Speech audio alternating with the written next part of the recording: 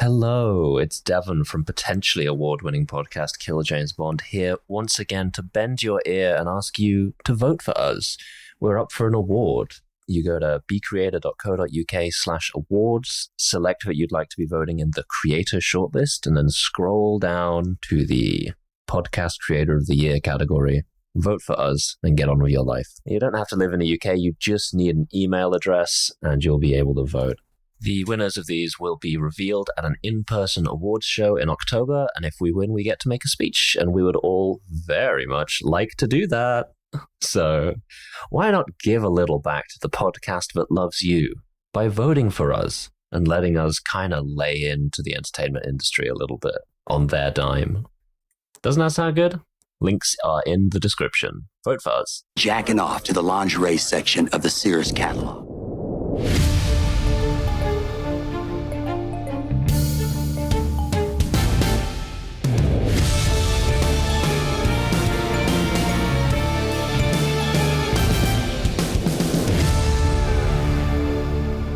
Hello and welcome to another episode of Kill James Bond. I am November Kelly, and I am joined, as always, by my friends Abigail Thorne and Devon. Hang 10, listener! Hey, bro, what's up, dude?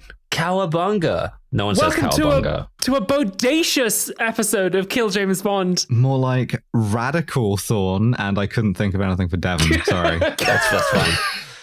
What's a county? Orange. Yeah, sure. Radical Thorn and Orange. Yes, we're doing Point Break for this season. Hell yeah! Kill James Bond beach episode. That's right. We got the cornetos in, and we all sat around and watched Point Break. This will be followed by the Kill James Bond onsen episode, quite similar but with different backgrounds. You're the only one dressed for the beach episode right now. Thank you. I never get to wear this swimsuit. I can take my shirt off, but that's incredible. not what it's like. It's a great swimsuit. Listeners, this is an audio medium, so you can't tell I'm actually literally wearing my corseted swimsuit, and it is very nice. The thing is, it's not going to be followed by an onsen episode. It's going to be followed by the 2015 remake of Point Break, which we are going to have to do. Yeah, they did this again. We're going back to the beach, baby. We're moving Italian jobly, you know, it's gonna go that sort of way. Yeah, but there's one of those things. I picked this one and genuinely did not remember that they had a modern remake. So excited to get to that. There may be some listeners who are too young to know what this film is. So 1991, Keanu Reeves, young baby Keanu Reeves, plays an FBI agent infiltrating a group of surfers / bank robbers, and it's exactly as cool as it sounds. It's cool. It's fucking great movie. So this movie is like made by Catherine Bigelow, who makes what my friend Maeve now calls like Fed slop. Like she made The Hurt Locker, American Gigolo. She made like Zero Dark 30, right? Fed slop is such a good description of this. You're Fed so slop, right. In the same way that the like olive, green, and black keffiyeh is the Fed pride flag. This those movies are Fed slop, right? And so I have a theory about this movie, right? Which is that in 1991, it's the end of the Cold War. Nobody knows what form politics is going to take yet. And maybe, you know how the CIA funded modern art movements in the US in the 60s to try and confuse and destabilize the Soviets? That is true. By the way, maybe in the 90s, there was a program in the CIA boosting bromance, right? And maybe, I think just maybe, this movie exists as part of the kind of Black Ops bromance budget in Washington. And I think the thing that will heal our divided world is to bring that bromance budget back. Yes. But you couldn't remake this today, despite the fact that they did try and do that. Because we're about to conclude that you couldn't remake it today. Yeah. Because surfers is just not as big a sort of niche culture. As far as I'm aware, surfing is just a thing that you can do now. In the UK, certainly not. It's like one of the things where you have to kind of make a movie about a particular subculture. It's kind of like a fad chasing movie. So I guess you would make that movie now about trans women, which I'm into. Give me the trans woman bromance action movie, right? The thing, I tried to write that as a series. I tried to write the series where the feds try to infiltrate a group of trans women. I tried to do it, but they wouldn't fucking commission it. Well, maybe you should get better at CIA internal politics. I don't know what to tell you. The Woman Who Was Thursday. Yeah. I think I also tried to write something with that title, so it's going around. But yeah, so this is like a movie that is as old as I am. It's got an alarmingly young Keanu Reeves in it, and it is just like we taught the FBI to surf in order to go after the surfing criminals. And it's also sort of like I think a lot about the tweet that's like, you know, any superhero thing back in the day, right? Like Surfing Dracula, right? You do a series called Surfing Dracula back in the day. He's surfing every week. Yeah. You do a TV series called Surfing Dracula now. Season 1 is about how he gets the surfboard and then it gets cancelled. Yeah, he surfs for 5 minutes in the finale. And it's supposed to be like, it's Surf Dracula. Yeah. I really need to know, and I really hope in some ways that the 2015 Point Break is surfs in the last 5 minutes. The rest of it's all a long walk up to the find surf. out. Well, we open this time minute 1, second, frame 1, we're surfing. Yes, that's true. We're right in true. there. We're introduced to our two guys, our two protagonists of the movie, Patrick Swayze and Keanu Reeves, both doing the thing they do best. In one case, it's surfing. Patrick Swayze's character is surfing. Yeah. And in the other case, Keanu Reeves is doing FBI target practice. He's like dutifully loading a shotgun in the pouring rain. Yeah. Yeah, they're both so wet. Both of these very wet activities. Yeah. Oh, yeah. In fact, my man. first note just says wet Keanu at the wet shooting range. They've been listening to my feedback. I have a question immediately, which is like, did Patrick Swayze learn to surf for this movie? Because like there are a lot of shots of him surfing and he looks pretty good. And I'm guessing this is before the existence of digital face replacement technology. Like, how did they shoot this? I'm not sure. Maybe they just found a guy who looks a lot like Patrick Swayze. One thing I will say is there are not a lot of shots of Keanu Reeves surfing. No, they try, but no. So maybe he already knew. I don't know. But so wet Keanu, he's at the wet FBI shooting range because he's an FBI agent. Smart. I just looked it up. Yes.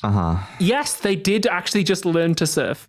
Oh, nice. They Good for them. trained with a professional surfer in Hawaii. Oh my God, what a fucking cool job! She says having a job that's almost that cool. And the reason that Patrick Swayze does it better is because Patrick Swayze already knew how to surf and Keanu Reeves did not. Nice. Doing a kind of Burden of Dreams movie about the making of Point Break that is just actually Keanu Reeves and Patrick Swayze learning to surf. They do the exact same thing to Tracy. The real life surf instructor, they also just spike up. It is funny that like he's on this FBI shooting range and we see him specifically shoot a woman target like 50 times and not in one go either. He like takes a break and comes back to her a couple of times. It's very much the Simpsons gag about the like you shot the kid, you shot the blind man, like yeah, no, he has no qualms at all. He's an operator. He's our that is true. He's our Twilight Sparkle. Yes, and his name is Johnny Utah. He's our Black Site Spy Kid. Yes. Johnny Utah. Yeah. Johnny Utah from Ohio. Porn star name. I regret to say. Cool. Like, yeah, to Mr. and Mrs. Utah, a son, Jonathan. The existence of Johnny Utah implies the existence of 49 other Johnnies. Got an Ohioan homie called Johnny Utah. He is from Ohio too. Yeah, that's pretty good actually. Yeah, sure. that gets the imprimatur of like, yeah, pretty good. So, but he's moving from Ohio to LA. He has been assigned to the LA field office of the FBI, where his new boss is the guy from Scrubs, Dr. Kelso from Scrubs. Yeah. I fucking love this shit. Well, I mean, so Dr. Kelso from Scrubs, his deal is that he's like the straight-laced kind of like Mormon style of FBI agent, right? Where he's like, I'm gonna scream at you until you get with the J. Edgar Hoover program, right? And obviously he kind of like our boy Johnny Utah kind of bristles at this, but he kind of agrees to go along. However, inexplicably at one point during this, Dr. Kelso, he's like showing him the fucking computers, and he's like, you know what makes cases? Good data analysis, good like meat and potatoes investigative work. And I'm like, he's right, and I want to see that movie. But he goes, you probably don't like that because you are young, dumb, and full of cum. I also wrote that down. We get this really nice walk and talk where Dr. Kelso is just like, well, you're here, you're a first day on the job, presumably you're replacing Johnny California, who's on leave. You're top of your class, you're all book smarts, but you've got no expertise. Johnny California from Texas. From Texas, yeah. He hits him with these fucking Socratic bars where he's like, you know nothing. In fact, you know less than nothing. If you knew that you know nothing, then at least be something, but you don't. And it's like, fuck him up, Dr. Kelso. Come over here and draw these triangles in the dirt, Keanu Reeves. Imagine your boss is saying that to you day one. You're like, yeah, okay, I guess, man. So then pretty much immediately he's like, he sets up like there's a lot of bank robbery in Los Angeles. This is like the bank robbery capital of the world. We've got the most banks here, and therefore naturally we've got the most robbers. The bank's natural predator, bank robbers. Yes, exactly. Yes. Well, the bank and the bank robber exist in a kind of broadly symbiotic relationship, I would suggest. Yeah. It's not even really predation. The bank isn't even harmed, you know? But Johnny Massachusetts from New York, he takes the piss slightly because like Dr. Kelso says, hey, are you going to be like a fucking tier 1 operator? Are you like in good shape? And he's like, sir, I take the skin off chicken. And he's giving him like the sir, yes, sir. And he's like really playing up to it. And then he just like openly eats a donut in front of him. And he's just like, yeah, man, I love these things. And it's like, oh, he's a piss taker. He's a little like fucking this guy. Shit. He's a little shit, little motherfucker. He's a little motherfucker. They then have to go to the FBI swimming pool. Just it's like, you know, games lesson time, I guess. Yeah, they're chucking bricks in the pool and you got to dive in blindfolded and pick up as many bricks as you can, I guess, is the nature of this exercise. Me at the club. Yeah. Objective. So they have all of these old ass FBI agents blindfolded and trying to pick up bricks out of the pool. Now, I don't know if the word brick has like a double meaning that I'm not like aware of that we're relying on to get a lot of comedy out of it, but I'm just going to be like proceeding straight down the line. Yeah, I think there might be like something that's funny about that word. I don't know. Gary Busey's like, what does picking up bricks have to do with being in the FBI? And it's like, more than you think. It's like, why am I doing all of this kind of like mandatory brick handling training? You know, like what am I doing about this? Training is pure instinct, baby.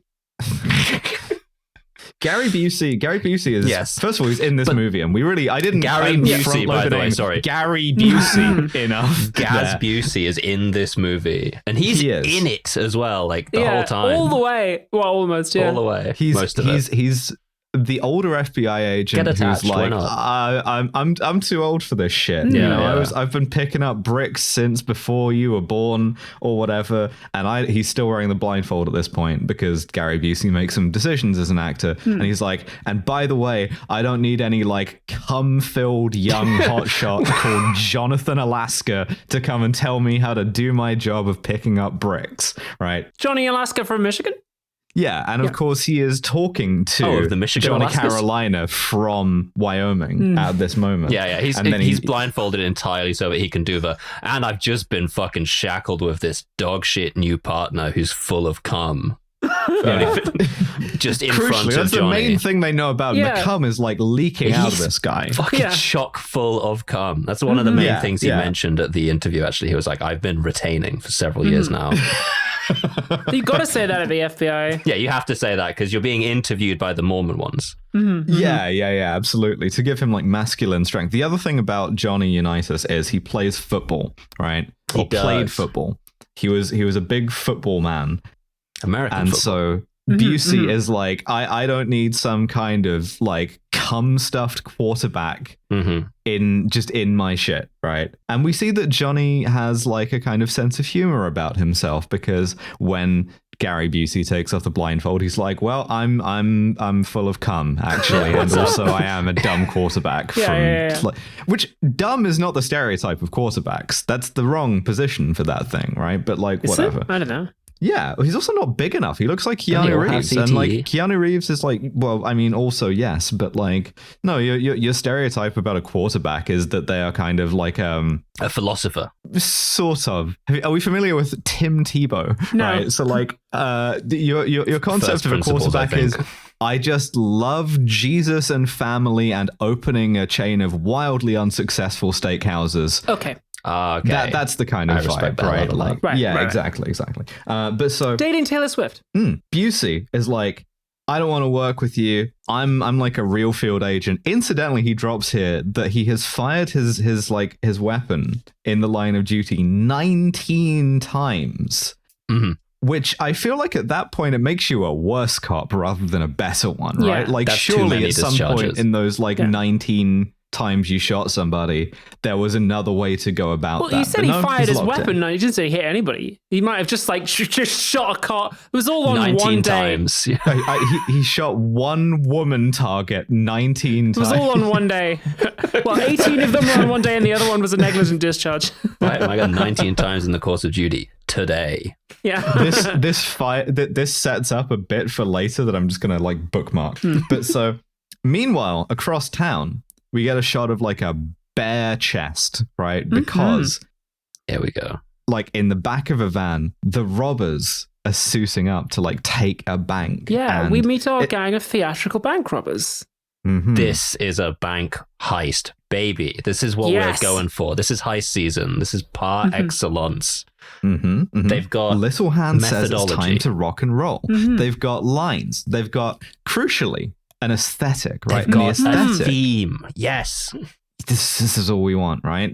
Inadvertently spawning the Payday series of games. These guys, they don rubber masks of presidents. Yes. So one of them is Reagan, one of them is Nixon. There's an LBJ and there's a Carter, right? And I mentioned the bare chest thing just because this is a remarkably homoerotic movie. It is. Yes. Being an action movie of the early 90s. And these guys are introduced first, getting dressed. And there's a lot of kind of bare chest on display as they're doing this, right? Yeah. Sexy as fuck. But they rob the bank. Well, Nixon's in character. The rest of them aren't really trying. That's my main complaint, is that the only one doing an impression of his president is Richard Nixon. Well, here's the thing. I concede that they've had more time to think about it than you have, right? But what's your Jimmy Carter? Right now, do you have a Jimmy Carter ready to go? I couldn't confidently distinguish Carter from LBJ on site. He just walks in there with pockets full of peanuts and is just giving them away, being you have to take these. And what's LBJ gonna do? Whip his dick out? It's kind of Nixon and Reagan. Those are the much better now, because you would have Obama and you can do Obama voice. Let me be clear. Give me the money. This is a robbery, That's problematic to that do the problematic. Obama heat thing. Yeah. We're after the bank's money. That's reasonable. Not your money. I hope the reboot has Obama as one of the Yes, I hope so too. Really desperately. Yeah, George Bush as well. There's much better impressions presidents, I gotta say now. Yeah. We gotta remake Trump? Point Break I guess again, so you get two Trumps. Yeah. First term Trump, second term Trump. No, you don't want second term Trump. He's just executing the hostages day one. Bang. real second term Trump. He's a little more confused. He's Biden. Listen up, Jack. Captured. We're after the bank's money, not your money. Yeah, don't want any malarkey from these hostages. Biden has just wandered off midway through the robbery. Climbing up on the counter, going, "Ooh, Earth Rider, thanks for the Great Lakes." Perfect. Just sort of staggers away halfway through doing the speech about money. But here's the thing, right? Here's why the presidents are a good idea. First of all, you don't have to remember a lot of Mr. White, Mr. Pink, Mr. Green shit, right? You look at the guy and you go, that's the guy dressed as LBJ. It's not different ways of saying Mike, It's yeah, exactly. Plus, if you're one of the hostages, right, what description are you giving about the guy doing an impression of Richard Nixon? They're like, what did he sound like? I don't know. He was doing an impression of Richard Nixon. Like Richard Nixon. He comes in there and goes, I am not a crook. It's very funny. Yeah. You'd have to go and get me an audio sample of a bunch of guys doing a Nixon impression. From the usual suspects, they all step forward and go, I'm not a crook. Go, give me the keys, you fucking cocksucker. Just get inaudible. Yeah. Yeah, the weird thing was he said something, but it was inaudible for about 13 minutes. So on the way out, Nixon moons the CCTV. He does. Then we go to the FBI, and we hear from the FBI that in 3 years the ex-presidents have hit 27 banks. They have never killed anyone, and they have never gone for the vault. They only ever go for the registers because going for the vault wastes time, you see. And as we see, the FBI have, by their own kind of description, a pretty good rate of catching bank robbers, but they've never caught these guys. Yeah. And Busey, in particular, is like, these are the best guys doing it. Yeah. This crew is good, a la Heat, right? Like, they're the best to do it. And then some of the other FBI agents are like, yeah, you should have Gary Busey tell you about his fucking jerk-off motion theory about these guys. Tell you this guy's fucking idea about these guys. This guy's got a fucking idea, which I do like as the FBI as a workplace so relentlessly committed to workplace bullying that it really interferes with the I bit of the FBI. Like, it's like we've never caught these guys. Like, oh, this guy's got a theory. What? I've been an FBI agent for like 20 years and I've never arrested anybody because anytime I say, I think this guy might have like something to tell us about the thing, a bigger FBI agent gives me a wedgie and shoves me into a locker. The B in FBI stands for bullying. Yeah, it does now, yeah. But so Keanu Reeves tells Gary Busey, like, oh, why don't you tell me your theory then? And Gary Busey's like, forget it. You know, it doesn't matter. I won't do it. And Keanu Reeves is like, well, maybe you just fucking suck, you old piece of shit. Maybe you should get some more cum in you like me. Yeah, he has to provoke him, right? Because they get sent to like look at the car that the robbers have abandoned, right? Which is a kind of demeaning task to be giving them. Keanu like decides to go kind of on his own steam, but it's implied that they were about to be told to go anyway. Yeah, he's really thorough is the thing. He's like dedicated to it. There's a point where he's like looking around inside the car and Gary Busey's like, yeah, why don't you see if you can find Jimmy Hoffa under the seats while you're at it. But that's not how he says it. That's not how he says it. He says it like he says every individual word in that sentence in a really he just reads all the words out in a row. He doesn't say the line. What do you think saying the line is, man? No, he literally just goes like, let me know if Jimmy you find Jimmy Hoffa under there. Like he's just hitting every word staccato. It's called enunciation. My description of this kind of diction here is I say that Gary Busey is delivering his lines like someone who wants to get home from work, and I mean an actor, right? Like I didn't have a problem with this performance. I think you're fine. Like I know what you're talking about. Jimmy Hoffa. But so, yeah, we should have got that line. Would really help. Keanu, who, by the way, is still cannot act, right? Like, I have to be clear about this. We are deep in the years where they hadn't worked out. Unfortunately, this is my stance as well. I'm sorry, hard disagree. Well, of course. I'll get to this later. Like, I think this is a really good performance. They hadn't worked out how to cover for the fact that he can't like emote very visually. So he definitely emotes visually throughout the film. All right, we'll get to this, but like, no, hard disagree. Yeah, he kind of it's not like John Wick, right, where he's there to be like, yeah, or not really. He has to like carry a lot of stuff here. He does, and yeah, in this case, what he does, I think, quite well is the bit is like our young cum-filled FBI agent, fucking Johnny Delaware, is like Johnny Delaware from Florida. Yeah, right. I have to. That bit's never going to get old. No, I've got a map of the states open on my other monitor right now, actually. Yeah, so I'm ready. I had Chat GPT maybe one now. It's going to be Johnny Frisman from Leander. I had Chat GPT make me one as well, and this guy's making a lot of sense. I might elope with him, actually. But so he realizes he can provoke Busey, which he does by being like, oh, you're old as shit and you don't care anymore, and maybe like, and he deliberately provokes him into his like, are you angry? And Busey is of course giving it the full Busey, screaming at him like, yeah, I'm angry, and he has to be like, why don't you try getting angry at the bank robbers so that you can do your job? Maybe he's like, tell me your fucking theory as soon as we finish driving home. Yeah. In the next scene, really tell me it. He's like, okay, fine, here it is. Look at the CCTV footage of Nixon's ass, okay? They're back home now, yeah. He's got a tan line. Who has tan lines? Surfers. And he's like, I don't know, it seems pretty tenuous. And he's like, but Nixon always moons the camera. And a couple of bank robberies ago, his ass accidentally scuffed the counter. We ran like traces on his ass, and it has surfboard wax on his ass, right? Exactly. And look at the dates that they rob banks. They only strike during 4 specific months during the summer because they're spending the money on moving around the world fucking surfing. It's like, these guys are surfers. And then there's a bit of a kind of a logical leap here, because then they go, Keanu Reeves, Johnny Maryland, you have to go. Yeah, you have to go undercover to become a surfer, right? Because these surfers, right? We can't They're just definitely surfers. You can't just roll up and be like, hey, bros, I'm a surfer as well. Anyone around here doing some cool ass bank robberies? Yeah. You have to know the lingo. You've got to be able to surf. Yeah, you've got to learn how to surf, which is very difficult. You've got to go Surfers deep cover. are very insular. Yeah. You have to, as the Wikipedia page puts it, infiltrate the surfing community, right? You do. And so we get a line here where he's like, "You're telling me the FBI is going to pay me to learn to surf?" And I'm like, "That's nothing. The CIA paid Catherine Bigelow to make Point Break." So, and yeah, they are. Yeah, so are the producers of this movie. Yeah, they do. They do pay for him to surf. He goes to the surf shop, and then the little snot-nosed kid behind the counter is just like, "Yeah, man, it's never too late. A lot of people are learning to surf at your age." She's like, "I'm 25." Yeah, and the kid's like, yeah, that's what I mean. Said, yeah. I have a question at this point. Never found out what the brick training was for. I'm gonna keep coming back just to in this. case you like lose some bricks in water. Dunno. I'm gonna just every so often I'm just gonna check in and be like, have we figured out why they were making Gary Busey touch those bricks? Why was that And if we germane? don't know, yeah. Must be something to do with holding your breath. I don't know. Yeah.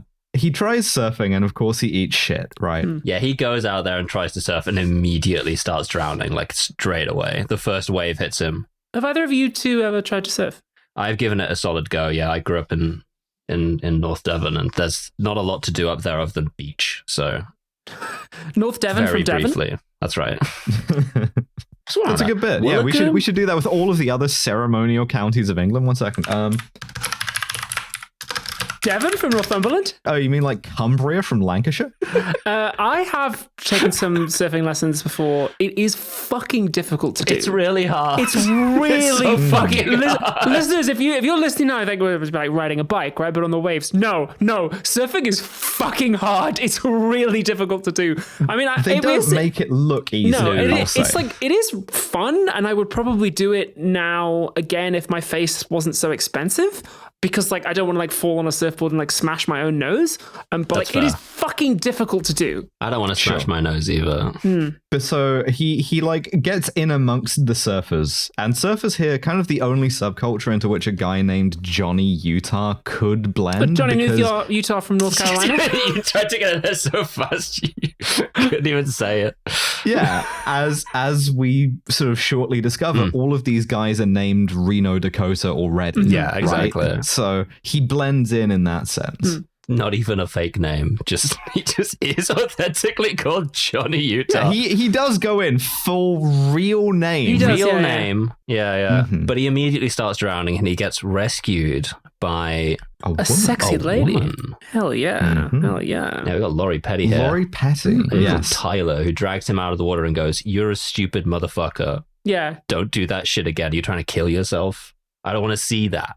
Yeah, because there is a thing in this movie about like surfers not liking yuppies trying surfing. They're like, oh, these surfing's become cool, and now everyone's fucking dad is trying to do it. You know, it's like podcasting, and so a lot of the surfers in this are like purists. And they're like, "Ah, fuck off back to wherever you came from." Which I guess is why you have to learn to surf to find out if there are any bank robbers among them.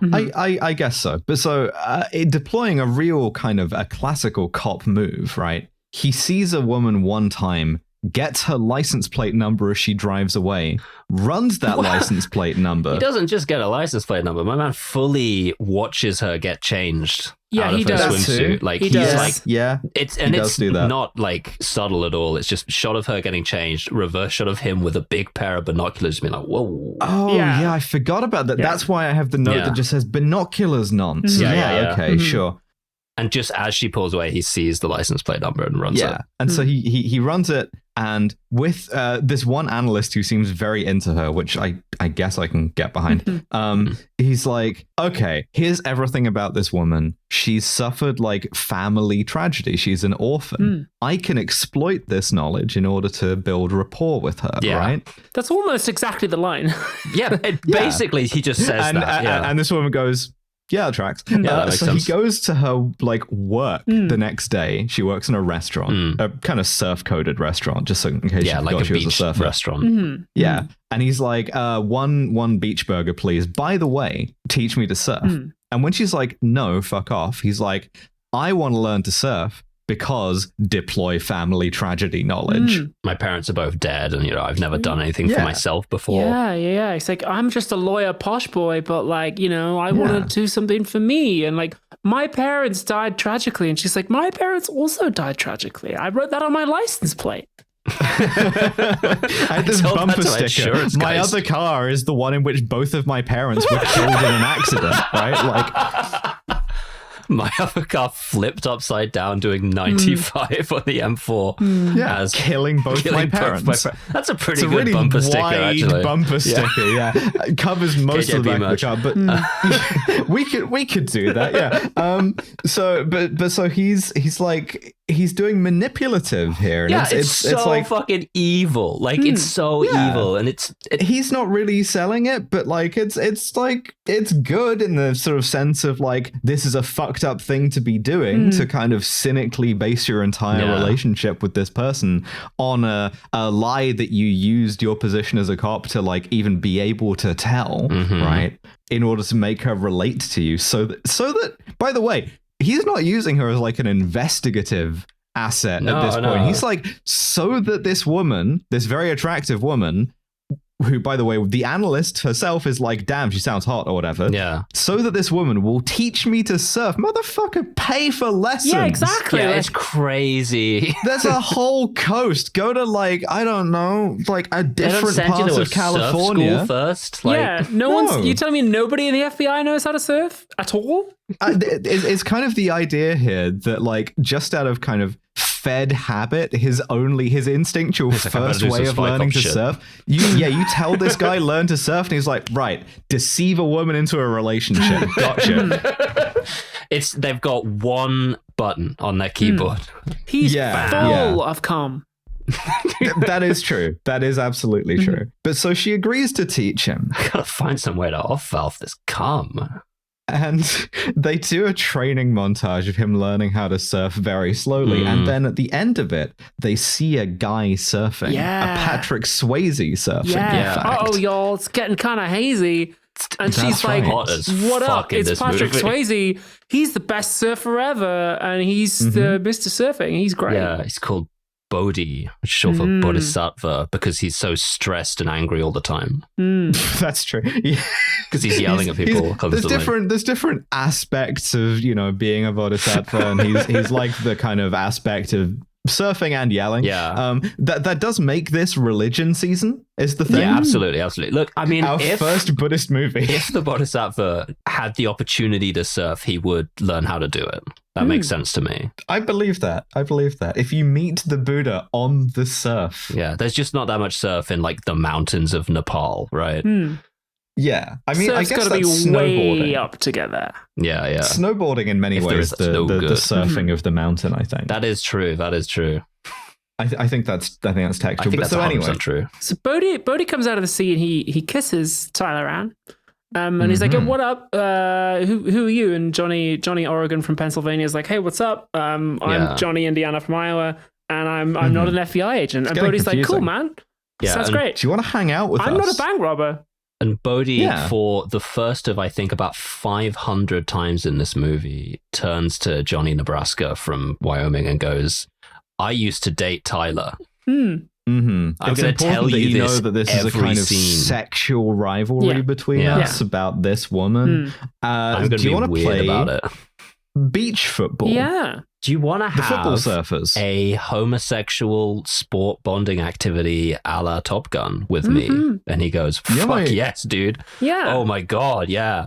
They play some football on the beach, and the whole time they're playing football on the beach, I don't think of football and surfing as being hugely, not phenomenally related subcultures, but like in any case, they're playing in the background. My favorite piece of music from any movie, a legally distinct from Smoke on the Water. Yeah, I wrote down, is that Smoke on the Water? It's but not. It isn't. And the reason why it's not is because they miss one note on purpose. So it's like Vape on the water? Yeah. Oh, fuck. haze on the ocean. Yeah, it does a great fucking job of it as well. I wrote, oh my god, yes, dude. I didn't even realize this was a royalty-free attempt at it. Yeah. Oh, that's so good. So because Johnny Rutland from Isle of Wight is competitive, right?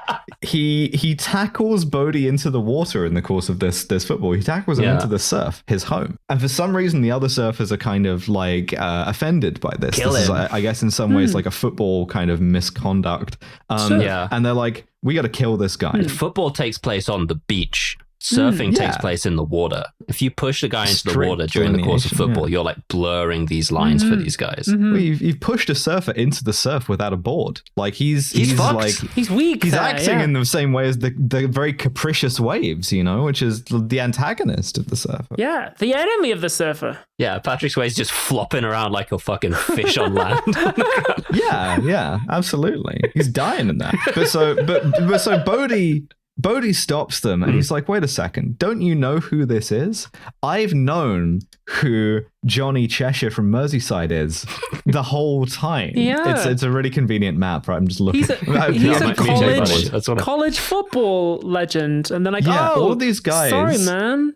They're not just like football surfers. They're big like college football they're like paying surfers. attention to the college scene. Yeah. Okay. And so they're like, one of them's like, oh, I thought I recognized you, You're Keanu Reeves. Yeah. And he's like, yeah, I am. And he's like, oh, I would have turned pro as a football player, but I injured my knee in a way that'll become important later in the movie. And then I went to law school instead, and I became not an FBI agent. He doesn't say. He just said, "Yeah, I went to law school," and they go, "Oh, so you're a lawyer?" Because that's what people go to law school for, as opposed to podcasting. Goes, I mean, here's the thing: you can always, if you went to law school, you can always say, "I went to law school," and people derive from that you graduated law school and became a lawyer. You can just do that. People don't even need to know, right? I also don't mention being an FBI agent. Yeah. So they started calling me Your Honor just trying to on their own stink, and I'm not correcting them. Yeah, thanks, man. Thank you. Yeah. So he gets called back into the office by Dr. Kelso. This is really great. Because Dr. Kelso is just screaming at this guy, and Johnny Utah stood there from Nevada, is stood there just holding his surfboard in the office, just Sigma facing. With a great tan. He's just standing there with a cool tan and a surfboard in the FBI office. It's really fun. And Gary Busey's like, why did you bring that in? And he's like, it's too big. I can't store it anyways. It's really Both he and Busey are dressed for beach, and Kelso is dressed for FBI field office. Everyone is so the B mad. does not stand for beach. And so he's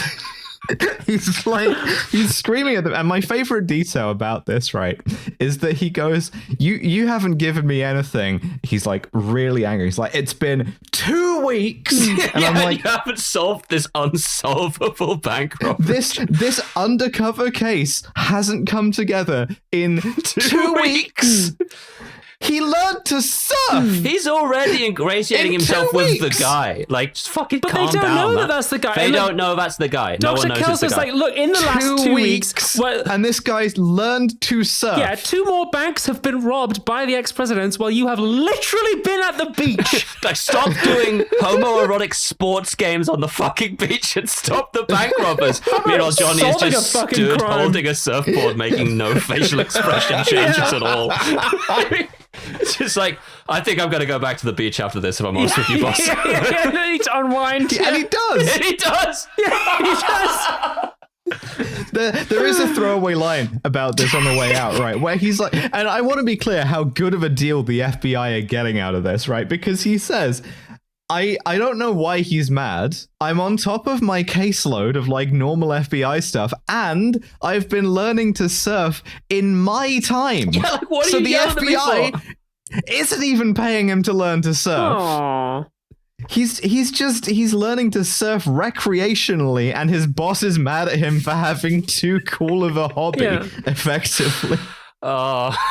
But so in one of these bank robberies that have just taken place, somebody got a hair from LBJ, and they do chemical analysis on it to figure out next location. It's like, and it's really funny because the analyst is like, all of the beaches in California, because this is 1991, are insanely polluted. Yeah, they're full of shit, like in England. Yeah, and because they're releasing different pollutants onto different beaches, you can go and you can be like, wait a second, this guy was surfing Arsenic Beach. Yeah, you can actually fingerprint this really closely. Because the varying heavy metal presences at the different beaches up California. Yeah, this is not good for you. But so Johnny is like, surfers are territorial, like dogs, right? And so if you find out what beach a surfer surfs, you have them. You've this got is something he's learned over these 2 weeks. Yeah, it's also like they'll probably be back there again, right? If they like that beach, they'll go again. A surfer will never surf another beach. No. You pick one, and the first beach you surf that beach for the rest of your life. Yeah. And you're just accumulating whatever's on that beach into your bloodstream. What's wrong with that? So there is a moment when they Salt and find sand. out next location beach, Gary Busey and Keanu Reeves turn to each other and they're like, hang 10, surf's up, dude, like as a joke. And at this point, you see why they cast Keanu Reeves in this role, because he is capable of doing the kind of like straight-laced FBI thing, and I'm also kind of like taking the piss. But he's also still able to do the Bill and Ted thing. Like, yeah, he's able to go, hang 10, That's brother. why you cast him, because it's funny watching him turn on the Bill and Ted thing. I can't stress enough how much this like hang 10 thing is like him and Busey almost kissing. Yeah. Oh, yeah.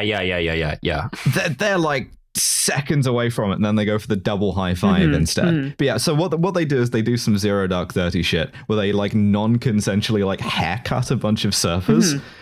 Yeah. Just by stealth, like fucking Johnny like rips a guy's hair out and is like, fucking got your ass.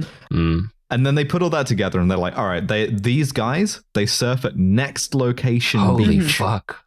I was just about to go next there. location beach. Yeah. So he goes there and he surfs, and a guy surfs too close to him, and he takes exception to the fact that Johnny tabbing over. Johnny Lancashire from states. Dorset is like surfing his beach, and we get Johnny cuts him up. He surfs without indicating. And he get in a surf fight. Yeah, he like punches him off the surfboard, and then he uses a surf knife to cut his surf cord to his surfboard from his surf ankle. That's like a surfer's umbilical cord, bro. Yeah, you can't cut that. You're putting them in the danger. Bro slipping in. We're all becoming a little bit more surfer at this point. Dude, you can't do that, man. Dude, you can't probably slightly expensive to have it fixed. But anyway, these surf Nazis confront him on the beach, and they are explicitly Nazis too. Yeah, that's the fucking reveal, is that these are surf Nazis. Surf Nazis. These are the chillest Nazis in the fucking world. It's some real like California uber alles. Yeah, they're also I mean they're also a general white race savior. You're browner than I expected, you know, like this is a multiracial crew of surf Nazis. And that's literally how it be these days. It's crazy out there. That is how it's unbelievable. Yeah, it is. They're making kinds of white supremacists that I didn't even think were possible. If you think about it, a lot of the Nazis were Japanese back in the day. That's true. So it makes sense that a lot of... That's true. The last time we fought the Nazis, a lot of them were from Japan. When you say Nazis... Yeah. I love doing this history pop. Half of some of them were Italian. They were, yeah, exactly. Yeah, sure, okay. That makes perfect sense now for the new Nazis to be Puerto Rican or whatever. Yeah. Read Manchukuo 1987. So as if I'm not aware. These surf Nazis like confront him at the beach shower. Yeah. And they're like, you've been surfing around in a way that doesn't respect the supremacy of the white race. Yeah, you've been surfing in an extremely multicultural way.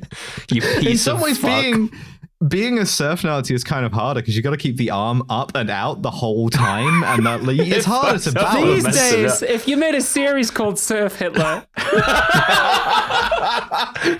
it's all about how he gets the surfboard. Last 5 minutes. It's not as good as the 80s Surf Hitler series. In that moment, he truly became Surf Hitler. Our bunker, dudes.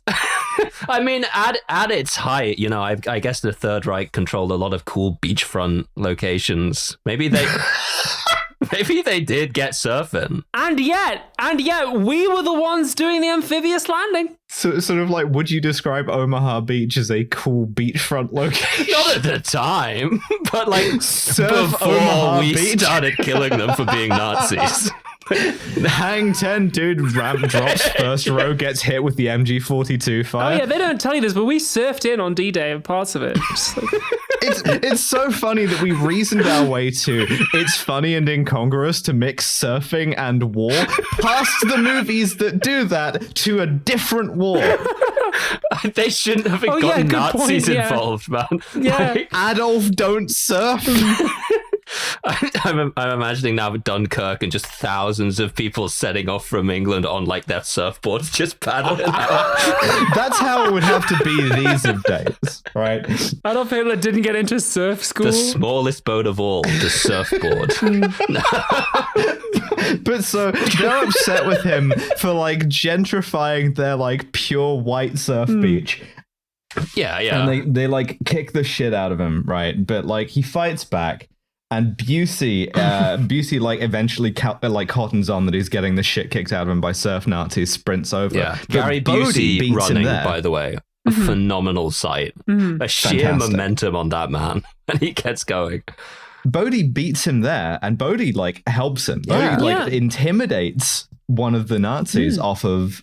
He calls him War Child, and for a second I thought that was just a really hippie way of cool addressing ass. someone. Yeah, but so did I, that is just his That's name. his name, yeah. But so Which Busey runs war? into the both of them and instantly has to like kind of get into character in a bit that I like to like keep his cover. And so he's like, he's got one thing for this, and it's dog, right? So he's like, have you seen my dog or whatever? Yeah. And then like, No. Also, interesting reveal at this point. Keanu Reeves' towel is in the trans flag colors. Yeah. curious. Interesting. What could this mean?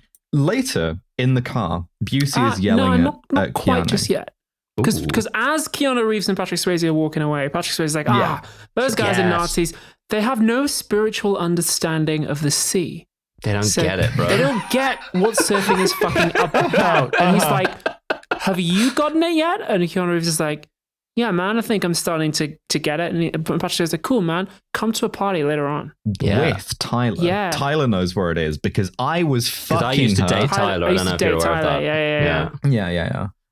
So then Busey driving him over is like, don't ever do that to me again. And Keanu literally hits him with an okay dad. This is not a subtle movie about its passions, right? But they follow the surf Nazis back to their surf Nazi hangout. Yeah. They figure out they've got criminal records and they're like, oh, these could be our guys. This could be the ex-presidents because they've got, histories of theft, violence. There's a cute line here where Keanu's like, like felony assault, felony kidnapping, postgraduate work at Chino. It's cute, right? It is nice. But so they put the other feds on the stakeout. And again, the B really does stand for bullying because I love how immature all of these feds are. Because these two other feds show up and they're like, it's the fucking surf feds, idiot. And Gary Busey just dumps a cold pizza on top of them and is like, here, there you go. Cowabunga dudes. Cowabunga dudes. So Keanu goes to the party. He does. He does go to the party, yeah. And he hears the surfers telling this incredible story about like, okay, where's the best surfing in the world? And Patrick Swayze's like, the best surfing in the world is at Final Location Beach in Australia, where the final scene of the movie is. And he says every 50 years, there's a huge storm that blows up out of Antarctica and creates a massive fucking swell. And he's like, next year, it's going to be 50 years since the last time it happened. I'm going to fucking be there because it's the ultimate ride, man. And I was like, okay, cool. Okay. We see Johnny is kind of like into he's kind of into like hanging out with these people, right? Like most of all Tyler. There's a noteworthy line at the door where Johnny Colorado from Washington is coming in there, and Bodhi is like reminds him that he used to date Tyler, and then it's just like, you can avail yourself of any of my property. Meaning his house, but also juxtaposed just after the line with Tyler. Yeah, he says, "What's mine is yours." Yeah. It's like surfer free love shit in a way that's deeply But I am competitive. misogynistic, to be clear. Yeah. I'm at one with all of humanity and the men. Apart from though. bitches. Yeah. Yeah, you could read it as like he's trying to flex by showing how chill he is. Which is a thing that Americans I can do. see that, yeah. It's like, bro, I'm literally polyamorous. Why are you mad at me? I'm so much more chill than you about this. Yeah, and in fact, actually, I think you're being kind of like possessive. Yeah. So like, it's a really bad vibe. But so in the like when he's doing the story about like I'm gonna be at final location beat at final time, Tyler is like, there's too much testosterone here. and she's like, all right, fuck this. She goes off on her own. Johnny comes to find her, and she's like, these guys, maybe they're not as like surf cool as you think they are. Maybe they're not surf Nazis, but maybe their politics of surfing aren't as like kind of romantic as you imagine. Yeah, she expresses doubt at the great Bodhi's teachings. Johnny Wiltshire from Suffolk. Yeah. We're running out of the short names now. Yeah. Because she's like, these guys, they're just Johnny they're just putting a spiritualist gloss on what is just thrill seeking at the end of the day. Like, just common adrenaline junkies. They're adrenaline junkies. Here's a bunch of photos of them like skydiving and snowboarding and stuff. And it's like, they're just in it for like cheap thrills. That's crazy. Right? Where are they getting all the money to do all that? I don't know. Crazy. So in the morning, we got to raid the surf Nazis. Not yet, though. Right? We got to do Omaha Not Beach. yet, though, because Patrick Swayze has to take him night surfing. Oh, night surf. Yeah, Night sorry, surf. there's a night I forgot about surfing night surf. scene. Yeah. He has to go. We all got to go night surfing, which is dangerous because you have to ADR all of your dialogue. And then what you find out is that Patrick Swayze is quite good at ADR, and Keanu Reeves at this stage not quite as good. ADR is difficult. It's hard to do. Yeah. Sure. Really wonderful line off Keanu Reeves when they're in the middle of the water and it's like dark and he goes, I can't see shit. I'm gonna die. Yeah. Okay. He's very like, I'm gonna die from this, because they're making him surf at night on like a tough surf. And he's like, I don't know how to do this good, but it's a test, right? And he passes, right? He succeeds in surfing the thing. And then as a reward, sex, because he hangs out with Tyler. Yes. And she's like, I'm cold in the water. And he's like, well, you know what's probably a good idea is not getting out of the water, but like us fucking. Yeah. Covert Human Intelligence Sources Act moment. He does have sex with her on the beach. Say certified covert intelligence sex. Exploited like police information in order to lie to a woman about both your own identity and also like your emotions and your feelings in order to use her both for sex and access. And by the way, he still doesn't suspect these guys. He's just doing this. That was for the love of the game. Yeah, like right? it's worth it turns out that Bodhi's the bad guy, but they aren't aware of that at this point. These are just some guys. Yeah. He doesn't even suspect to have sex them. with her. Yeah. He still thinks it's the surf Nazis, whomst we are about to raid. He's about to raid. Now we have to surf Omaha Beach. Wake up in the morning feeling cut maybe. Wake up in the morning, I guess. Feeling like someone, feeling like Keanu Reeves, feeling late. Wish I had the name of one of the fucking police spy cops in my head. Wake up in the morning feeling like that guy, I guess. And going, shit, it wouldn't even be the right late. name. Wake up in the morning feeling like the stolen name of a dead child. Like, yeah. It's really no good. Look into it. If you want to feel bad, which you should. Well, the fuck we doing? Yeah. He wakes up in the morning and he's late for his own raid on the surf Nazis. Now, to be clear, these surf Nazis, right? There's like 5 of them, and they're all like, they have like heavy like warrants and shit, and they bring 6 FBI agents, 2 of whom are surfers, like mostly primarily surfers. And I kind of feel like I'm not gonna like ever really like advocate for like police militarization, but I feel like in this situation you are setting yourself up for a kind of bad time, right? The problem, Gary Busey will just start fucking blasting. Yeah, that is true. The house that the surf Nazis are in, there's these 2 women in there, one of whom is in her underwear and the other one is naked. It's like, you are using these women as props. You are using these women as set dressing. Right? Oh, yeah. Well, worse even than that, I guess, as we will explain in a second. But so they're like, Johnny Northumberland. Yes. From hearing the mouse click because you tap over. Johnny Northumberland from Hertfordshire, stay back because, like, you know these guys and we don't want to break your cover unless we absolutely have to. Yeah. You are the only FBI agent in town. We can't just have you do something else. Yeah. And so the deal is Gary Busey is going to go to the front door and Busey the absolute fuck out of whoever answers it. He's still, he's going to be slipping back into his character of guy who can't find his dog. He's abusing time and he's going to abuse all over these guys. Inside the actor's studio. Yeah. While the other two guys like come in the back and Johnny North Carolina from Montana. From Merseyside. I did Mersey. Johnny Staffordshire from the West Midlands is like, I'm going to look in a side window. Yeah. And as he does, a guy next door starts mowing his lawn with an old-timey, portentous lawnmower. Yes. Right. Classic. And Johnny sees the surf Nazis be like, immediately clock the raid and immediately begin arming themselves. Yeah, just like start loading like the biggest to the teeth. weapons. They're on some like ready or not shit. Like they've got the like millisecond reaction times. Just like, I have smelled cop in like a 50-mile radius. I am now armed with 50 shotguns. Yes. So, and he tries to radio it in, but no one can hear him because of the lawnmower. And he's trying to explain it using full sentences instead of just going like abort, abort, abort, abort, abort. He's just being like, hey guys, you don't want to go in there because there are lots of weapons in the and they just can't hear the other guy on the radio is just going, yeah, Johnny's saying some shit. I don't know. Let's go ahead. Johnny Leicestershire just called and said, and I'm like, I don't know what he meant by that, so I think we're going ahead with the raid. I think this is the classic all good call that you have to make. Yeah, urgently before the raid. Yeah. Busey really drags out the dog bit, I have to say.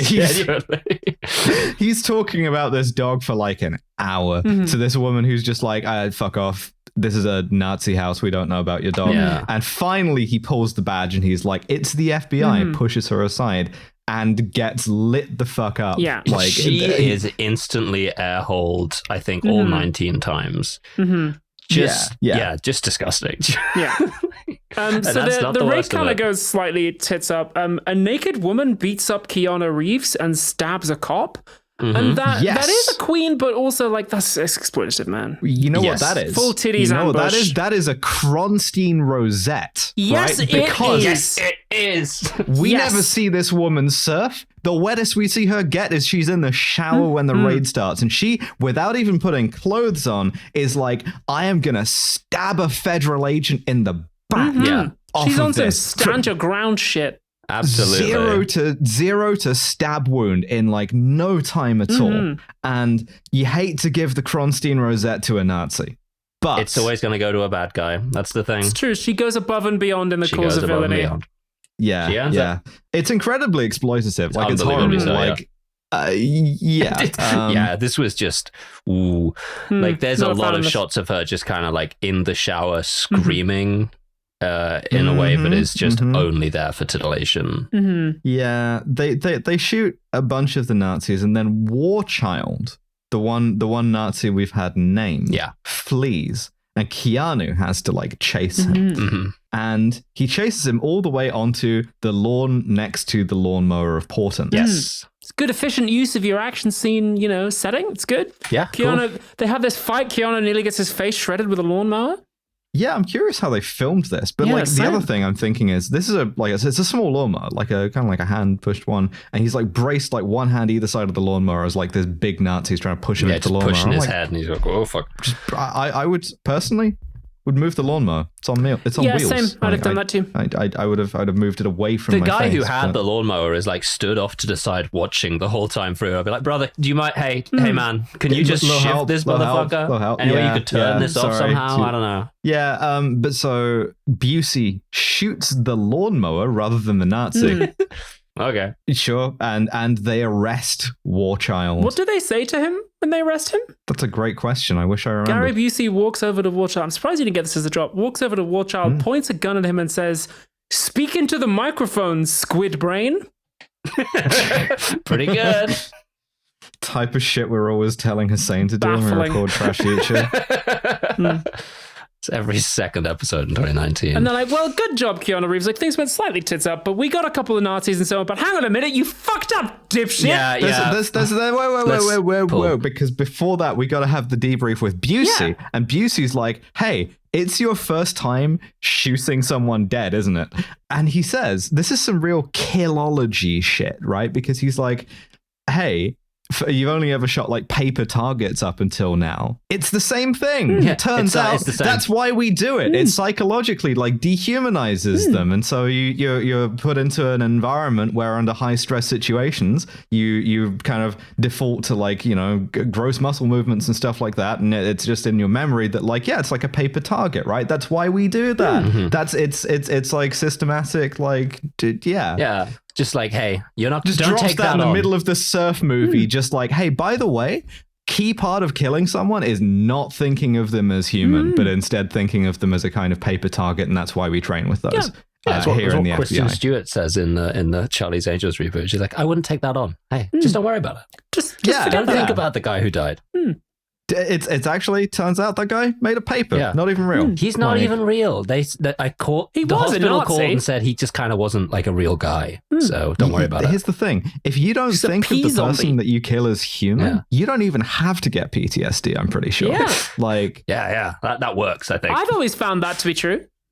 you just end up with a lot of like unrelated non-PTSD symptoms, like waking up in the middle of the night in a cold sweat thinking about it. That's just all the Chinese food I ate. No, everyone I've ever killed has been a pea zombie.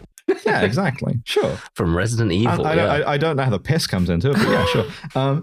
And then a Tom Sizemore strikes the movie like Omaha Beach because Tom he's Sizemore, like, yeah. Tom Sizemore. Dr. Kelso comes in and goes, "Oh, great work taking out the bank robbers, mate. Just a quick fucking problem, huh? Do you want to meet this guy?" And Tom Sizemore's there like, "Hey, what's up, pal? I've been undercover in these guys for 3 fucking months. You piece of shit.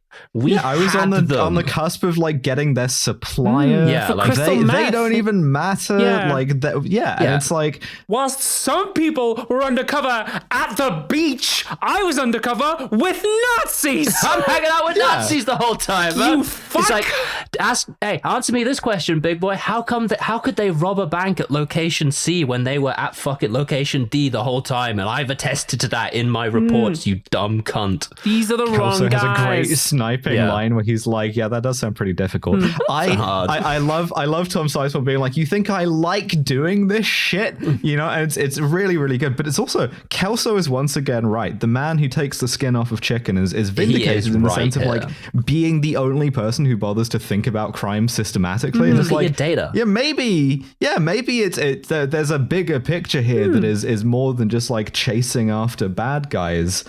The movie's not going to learn that lesson. The movie's, in fact, about the kind of determined refusal to ever learn that lesson. Yeah. It's actually thrilling to chase the bad guy. So Like an Keanu idiot. Reeves is like, "Oh man, I feel bad. I guess I'll just go surfing with my cool friends Bodhi and Tyler and 3 of Bodhi's mates, who they all seem to be pretty tight in that gang of 4 who all surf together."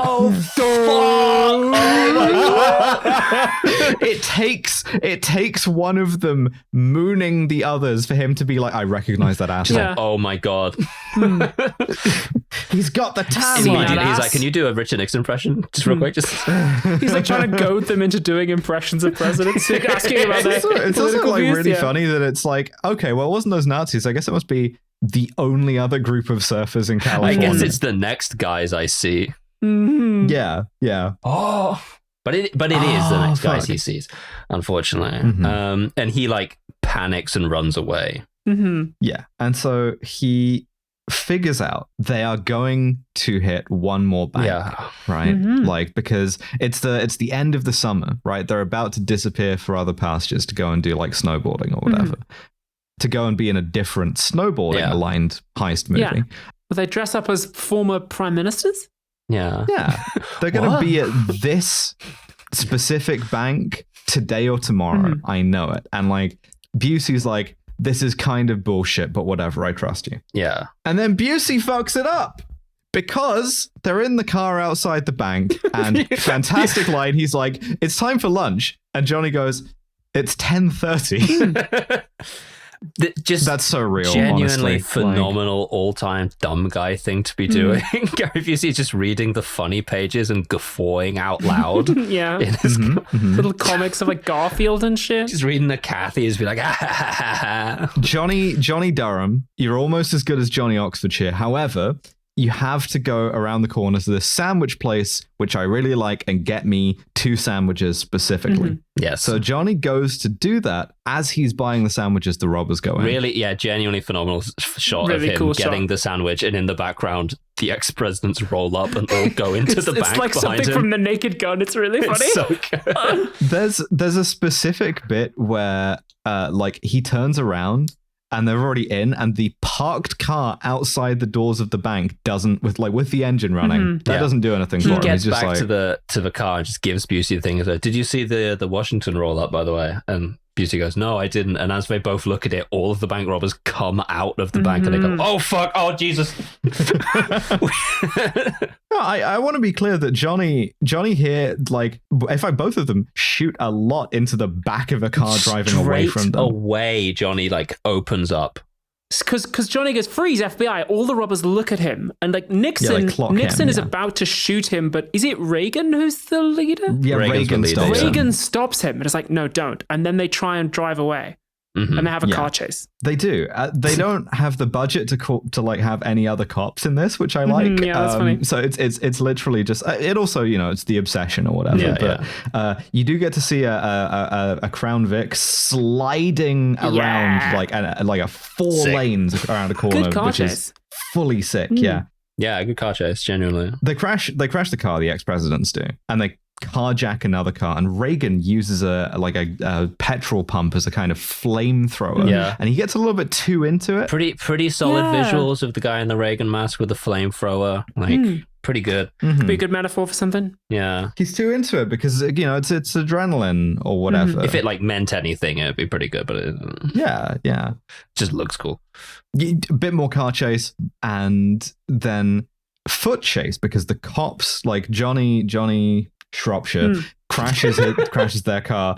The resignation with which you said Shropshire just then. Listen, I don't know a lot about what Shropshire's got going on. It's got a Shrewsbury, I guess. Shout out Shrewsbury. Johnny in New Mexico from Iowa chases President Reagan on Market foot. Drayton? Oswest They Street? chase through like a residential neighborhood and a bunch of houses. And at this point, Reagan throws a dog at Keanu Reeves. Yeah, this whole sequence is fucking phenomenal. Yeah. Like, Johnny it's a long walk up to the smashes dog's throat. through a plate glass door. Immediately, an old lady who lives in the house starts hitting him with her stick. So good. He gets up, gets into the garden, and fucking Reagan just like overarm chucks a pit bull at him. Yeah. Like, And not like throwing in like a away. hostile way. It's more like, here, take my dog from like, me, but what? you're adding throwing to the action. It's really So good. good. But here's the thing. This movie, really inventively filmed in a number of Yes, ways. it is. Genuinely. Two details I forgot to mention. One is that when he's getting beaten up by the surf Nazis and when he's at the party, there's some really interesting POV, you are Johnny Merseyside shots, which I like. But also in this, like the like handheld camera work in this, Yeah, like actually going down a bunch of really good. twisty little alleys, genuinely really innovative. We haven't really mentioned it, but like this is a very well-made film, and I can only imagine that actually shooting surfing is a fucking nightmare because you're trying to like film a thing that moves unpredictably. You can't even get the like camera lens wet. There's a you great know? like it's- top-down shot of Johnny and Tracy in bed while he's like weighing up that he's just shot a bunch of Nazis who weren't guilty of the crimes he was going after, or still guilty of some kind of crimes.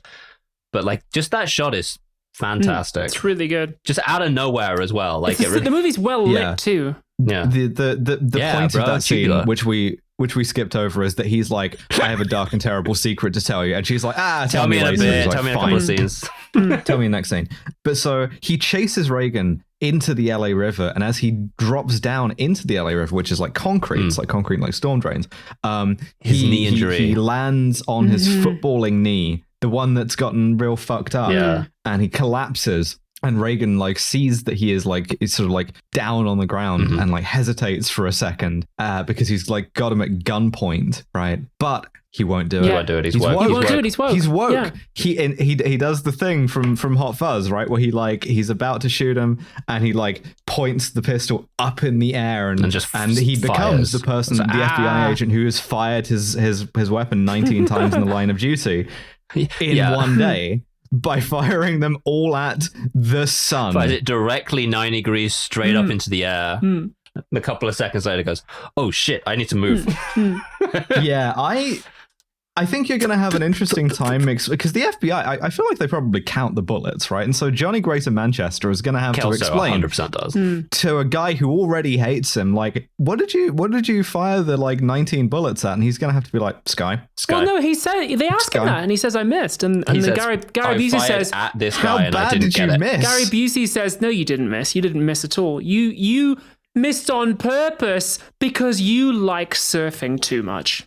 Like next scene, he's like 100% you fucking shot into the air on purpose because you love surfing. Like there's no time where anyone misunderstands the motivation here. Just like It's also really funny that Busey gets to chew him out on this of being like too close to the surf when the reason why this happened in the first place is because he was eating a sandwich. Yeah, like Two of them. And he was double fisting sandwiches while also like newspaper open over his knees reading like Rex Morgan MD.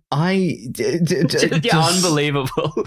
Just no sort of introspection at all. Also, rewinding slightly, like when Gary Busey gets the sandwich, like, usually when you're an actor and you're given some food to eat, you'd eat a small amount of that food because you're going to be doing that all day when you do the take. And like, because it's like a pain in the ass.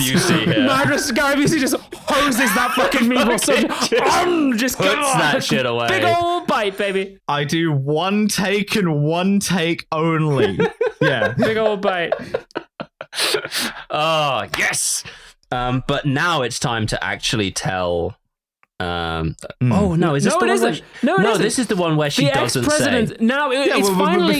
Before we get a little bit at the beach where the surfers are freaking out. I'm thinking about the mirror shot. Sorry. They're freaking out because they're like, he's been in the fucking FBI. Yeah. Right. He's been honest the whole time. Us. We're like basically fucked. And Bodhi has to pull together the like cult leader thing and be like, listen to me.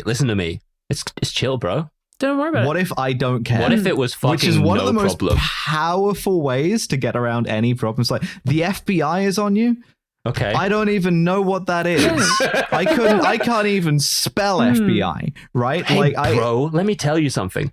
I don't do business with the corporation of the United States of America, all right? So the FBI can't touch me. And he's kind of like, what did we even get into this business for? We got into this to like show people that to show the normies that the human spirit is still alive and kicking, right? So we got to go out there and we got to be human spiritual. And like, I don't even care that Johnny Warwickshire is on us because I got a plan to deal with. Maybe he's onto us. We got something else to do. One of these guys, by the way, is called Rosie, and he looks strikingly like Zach from Auntie Donna. Yeah, he does. And so every time he's in a shot, I'm just like, oh my god, Zach? Yeah. 3 of the ex-presidents and Mr. Bull are here robbing this bank.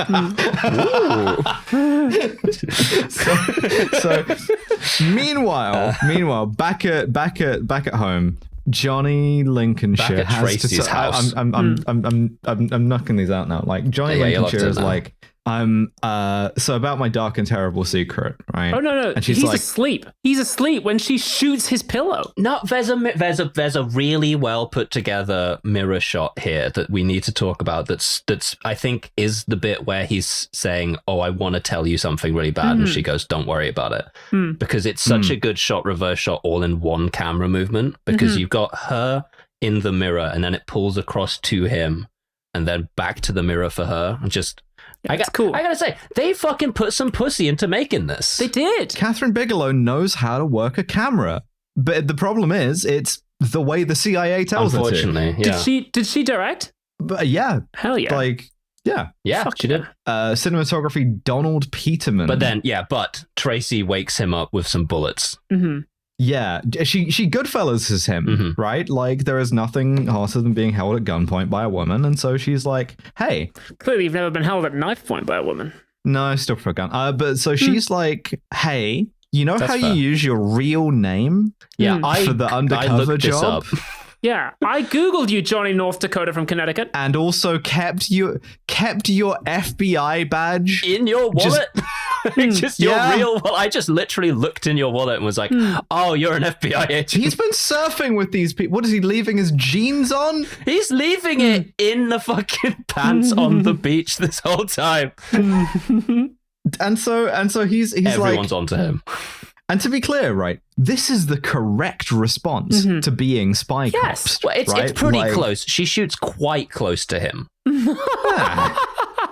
I would say it's about 6 inches off being the correct response. Yeah, it's a shame. He turned his head just at the wrong time. But she's like, you have lied to me this whole time. You have, like, you've tricked me into this relationship. We have had sex under false pretenses. There's a word for that, brother. It's 4 letters long. Mm-hmm.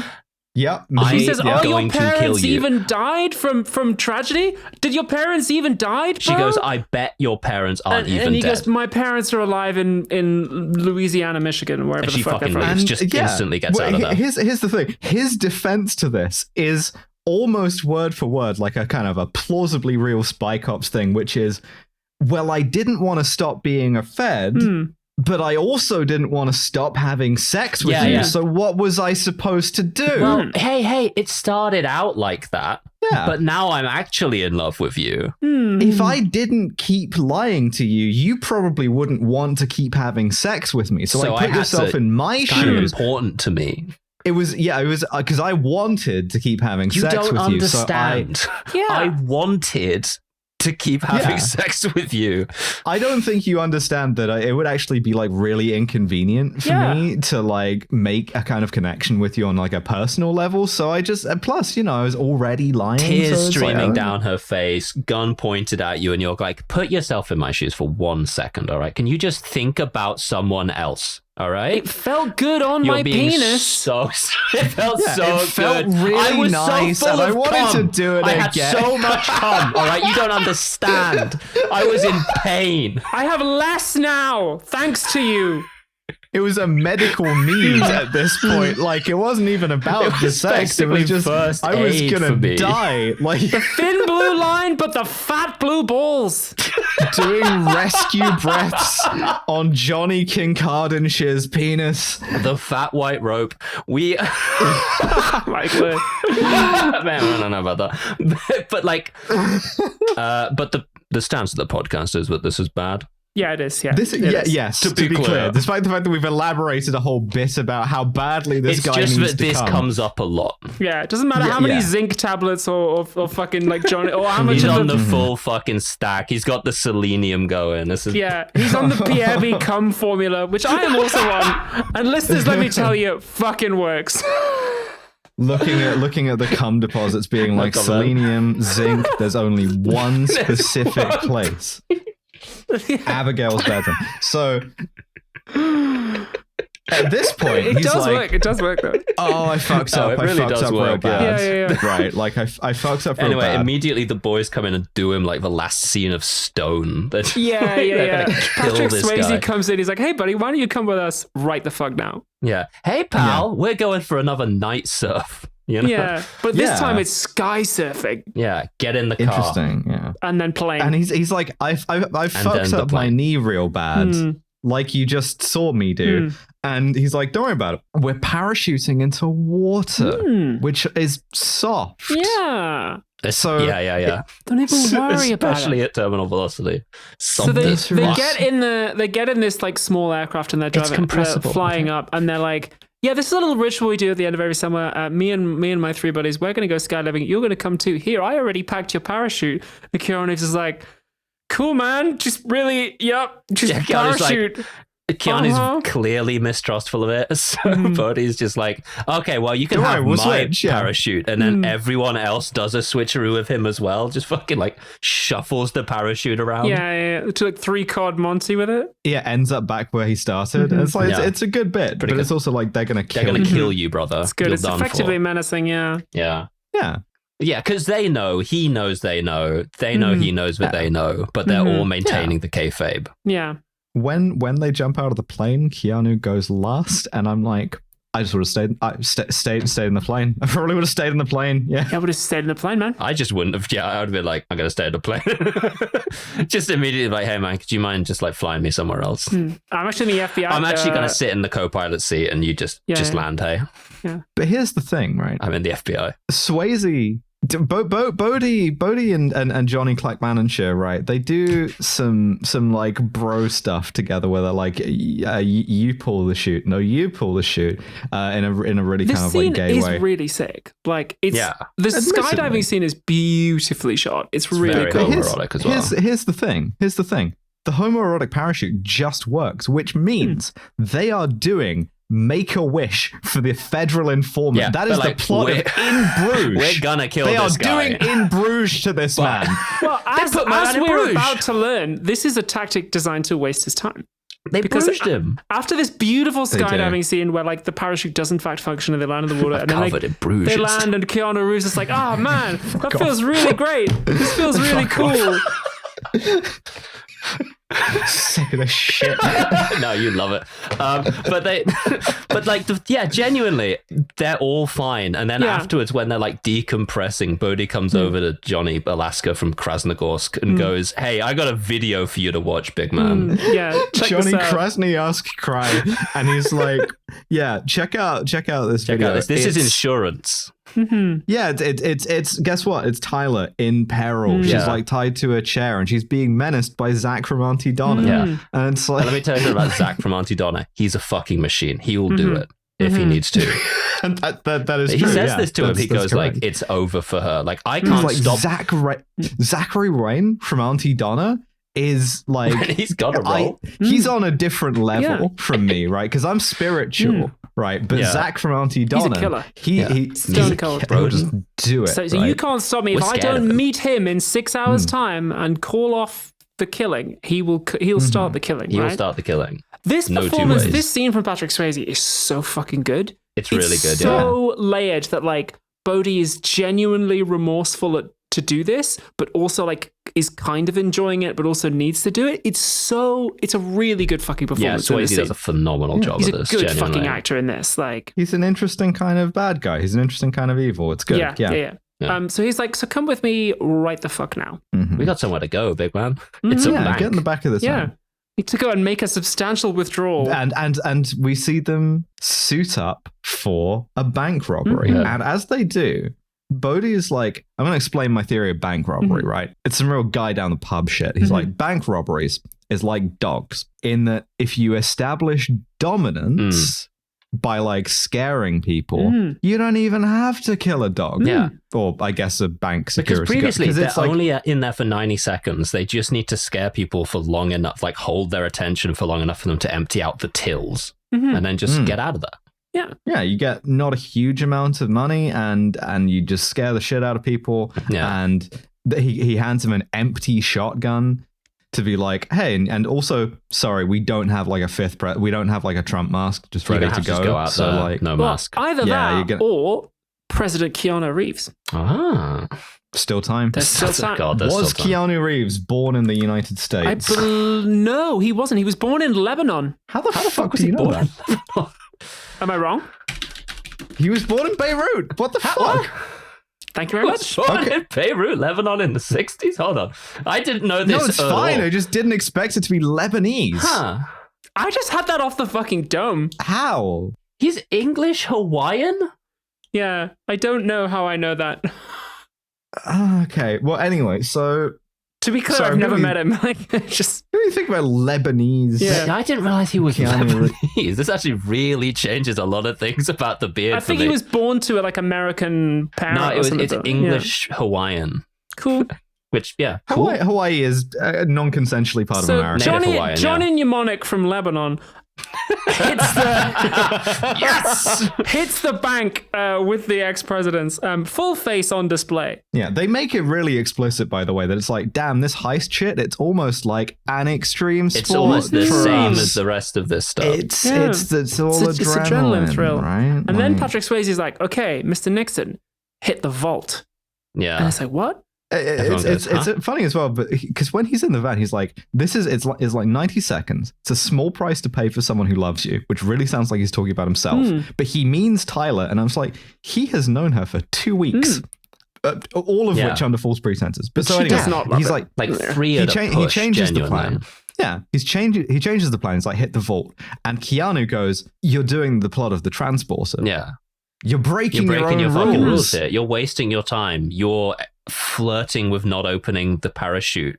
Yeah. You're doing adrenaline shit. Adrenaline junkie. Meanwhile, on the ground, one of the hostages is like, I'm about to do some really sick shit. One of the hostages is talking to a second one of the hostages who is like the security guard, and he's like, hey man, I'm a cop, I'm gonna pull my gun and start blasting. And the security guard is going, don't do that, do not do that. Hey mate, please don't do that. I'm about to go operator mode, and the other guy's like, please don't go operator mode. I don't think it would be Which a good is how idea. I'm responding. If somebody tells me they're going to go operator mode, I'm like, please don't. Hey man, don't go worry. operator I'm going to mode. go operator mode. Yeah. It's like, no, don't do that. So Don't. I understand what you mean by this, which is you're saying to me that you want me to go operator mode. You want me to don't worry. go operator I am mode fully too. prepared. He's doing this at this volume, so he's like, I am fully prepared to go operator mode.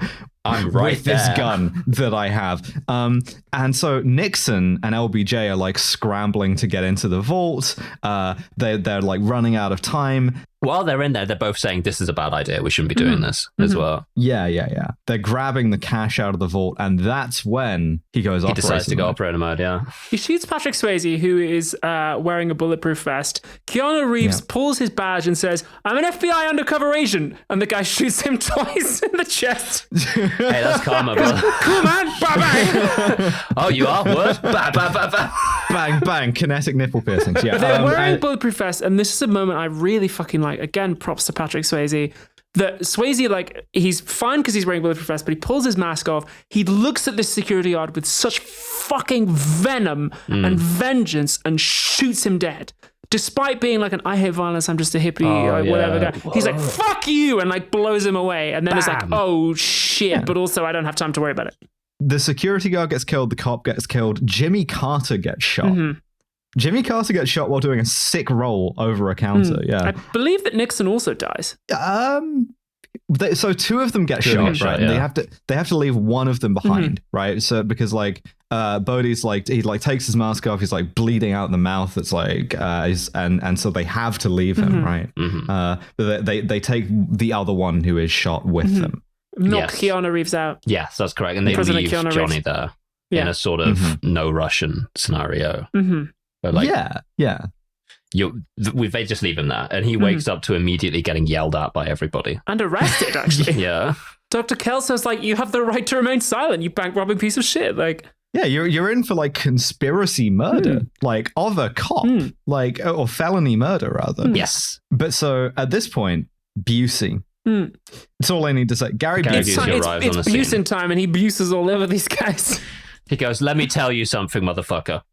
Let me tell you something. What he says is, Jacking off to the lingerie section of the Sears catalog. and Kelso goes, what? And he says, Jacking off to the lingerie section of the Sears catalog. and then he punches him really hard in the face. He's like, I was a fucking FBI agent when you were jacking off to the lingerie section of a Sears catalog. Shazam! Jacking And just off. like knocks him the fuck down. And this is like a big moment for his character. Yeah, this is I guess fine and because allowed. Kelso's Cool. been annoying. Yeah. Yeah. So obviously he releases Keanu. Yeah. It's like, And I he know goes, where they're I'm going. going to tell Keanu something. Brother, go for it. Good luck. Yeah. Off you go. It's like, I know where Get they're these cuffs going off because him. they said it earlier on when we were in the plane. They're going to Santa Monica Airport. Let's go now. So Yeah. Gary Busey and Keanu Reeves go to Santa Monica Airport and try to arrest them. And Yeah, on their then own. he's like, Now I have you're a question. cooked. I have a question at this point. Mhm.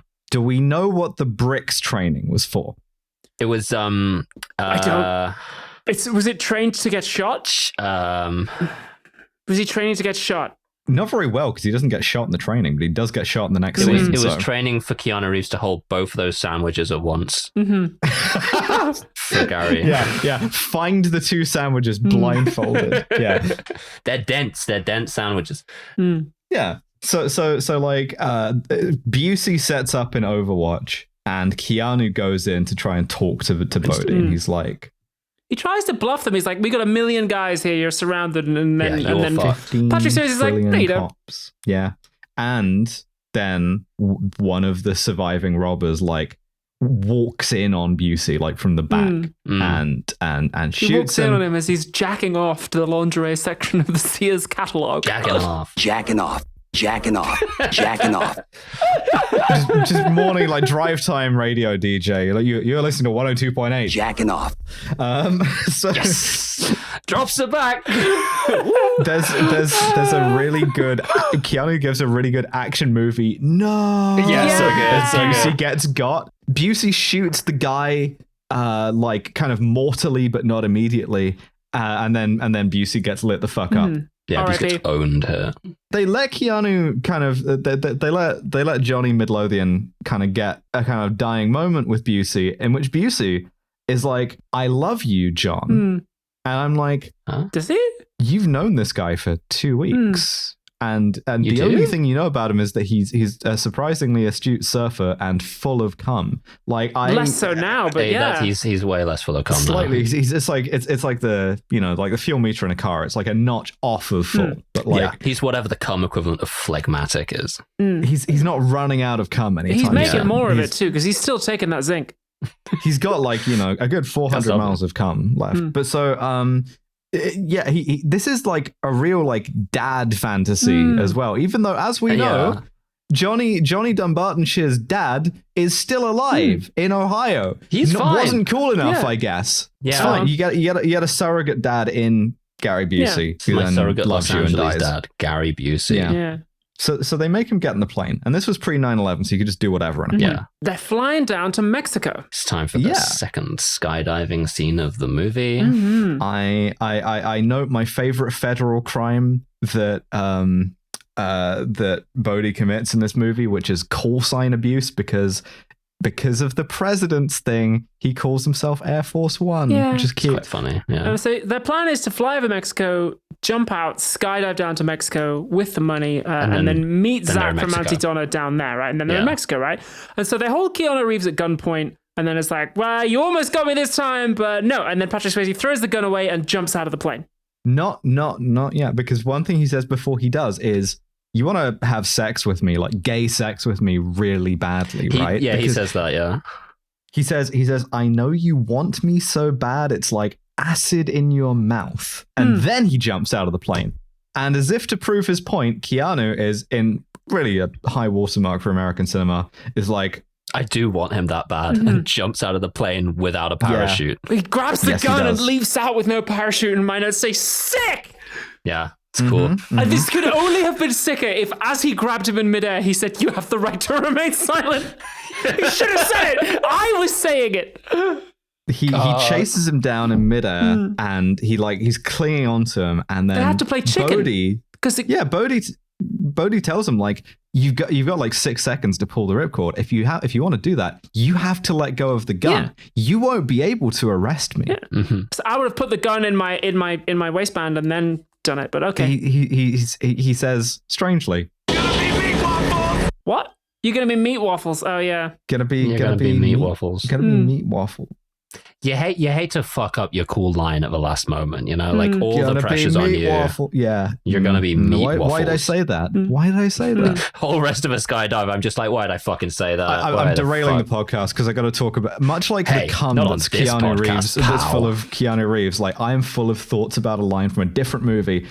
So I saw a movie called The Accountant. Right? I have also watched The Accountant. Talk to me. Never seen it. Hit me. Check out The Accountant. John Bernthal, man with some bad politics, good actor, Yeah. is in that movie. And He's playing the Punisher. Okay. He is, but he's playing like the kind of chaos Punisher, right? He's a little bit fruity with it as well. And so at one point, he's like holding a guy in his house. He's trying to arrange like a kind of a fake suicide. And he goes, "Listen, if you don't let me fake this suicide, I got to make it look like a home invasion. I got to kill you. I got to like violate your wife and then burn the house down." And then he goes, "All right, calm down. I'm sorry I said that. I'm not going to violate your wife." Not only would that be like morally kind of, incompatible with my kind of code of being, physiologically, it's a non-starter. He says this. He says, yeah, he does say that. Then he says, like, I don't even know why I say things. Sometimes it just comes out of my mouth, which is why I think of this, right? It's because he's very chaotic and the kind of like, I'm just saying stuff, like, right? Thing. But here's the thing. They never explain why his character is physiologically incapable of that. And I watched the sequel, The Accountant Squared, to see if they answer that. And they don't. I'm gonna be seated for The Accountant Cubed day one. I'm gonna see if I can get to the premiere. If I ever meet John Bernthal, I have two questions. I have two questions for John Bernthal. Question one: why did you have an IDF guy on your podcast to talk about how difficult it was on October 7th? And then the second question is going to be: it was really hard. I mean, they had to use that Apache helicopter. What did that line mean? Did you get your dick shot off in the war? Are you asexual? Is he trans mask? Because he's kind of T-boy coded in the accountant squared. I'll say that much. I don't know. Abby's had I haven't been able for quite some time. Let's. Clearly, he's insulting the wife. I'm sorry. Clearly, he's insulting the wife's looks. I don't know that follows. I don't because physiologically. Yeah, physiologically, we don't ever see the wife. He's calling the wife ugly and saying I couldn't maintain an erection because your wife's ugly. Here's the thing. You're not as like literate with the accountant kind of corpus as I am, right? Because he never. First of all, you haven't fucking. You're not familiar. Not only is he never. What do I know? I only write movies for a fucking living. Yeah. He's never like. You didn't write The Accountant. That's true. That. He's never ever shown displaying any kind of attraction to a woman, and in fact actively avoidant of it. I need to know what is going on with John Bernthal in The Accountant. I don't know why he can't do that. Thank you for bringing this to my attention. Yeah, The of course. Accountant. So Point Break, Meat waffles. Movie. Yeah, meat waffles. Look, all I'm saying about this is that Robert De Niro and Al Pacino never fucking skydove in Heat. All right, they somehow managed to get that movie done without that. Would have been a weirder movie. They should have skifted. So Johnny West Glamorgan lands at the same time and becomes the most knee-injured man in America because he lands on the footballing knee again. Yeah, he doesn't like this. Trying to land on the other knee, man. Come on, man. My knee. Patrick Swayze's like, walk much? No, I'm just kidding. I'm getting away now. Goodbye. Yeah, he just kind of leaves. Zach Roy and Fronty Donna rolls up in the car with Tracy, and they make the transfer. They let her go, and she is kind of released back into the custody of her rapist. Yeah, let's be clear here. She's wearing a negligee. Yeah, she runs to him and it's like, oh, Johnny. And it's like, How does he reply? I don't remember. What does he say? He says, shut up. And that's the last we hear from or of her that entire movie. Really? Fuck. Yeah, he says, shut up. And that's it. Wow. Delightful. We start the discussion at 7 later. We gotta flash forward here. We do. Because 1 year later. Yeah, one place Bodhi's he disappeared, knows. but there's only there's one place we know. Go on, sorry. The other robbers all dead. Like Rosie dies off screen, right? Like the other guy just bled out. He parachutes down. Like they attach the parachute to him and throw him out the plane, and he is alive long enough to like start the parachute, I guess, and then dies. And then like we just get this long shot of him just like lying there with the parachute flapping in the breeze. It's pretty good. Rosie dies off screen, but then we got to go to Australia.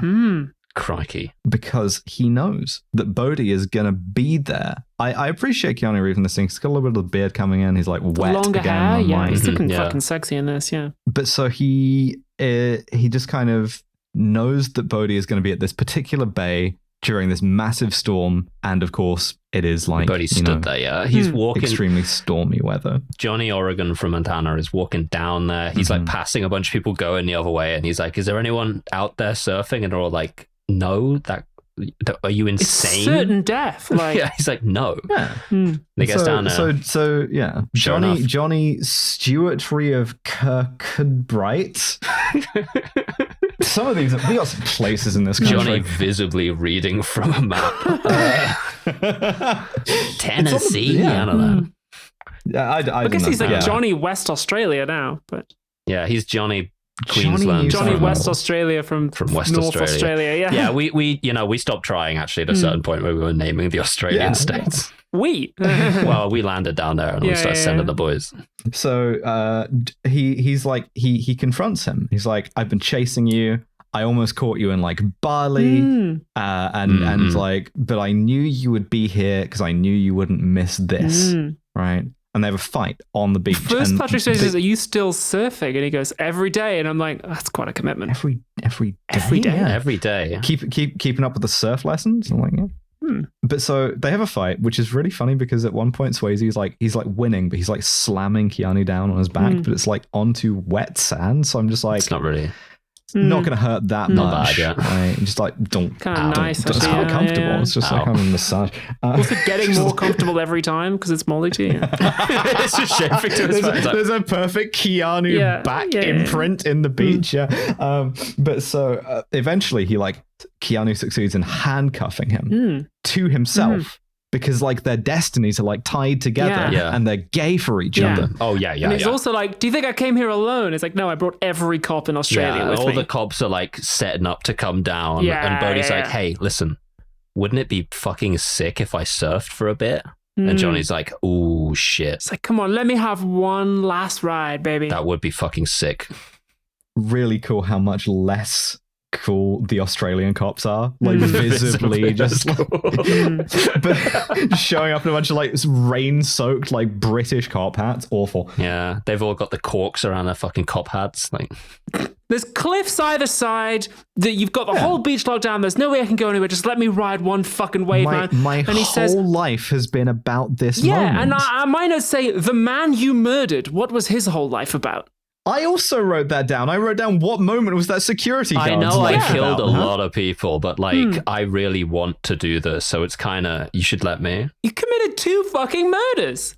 That's the logic of the Spycox thing he was doing earlier. So of course Johnny Dundee buys into that, right? Yeah, Johnny Oklahoma was immediately going like, oh yeah, 100% mate, that makes sense. Turns out that the logic of I really want to works on this guy really well. He uncuffs him and goes, "Vaya con Dios!" So fucking good, bro. Yeah, man! Hang 10! Woo! And Bodhi goes out there to do some surfing. The Australian cops, we'll get to that. The Australian cops roll up and we get an unbelievable line read from one of them, which I don't have here, but he like lines it up JonTron style. He goes, "We'll get him when he comes back in."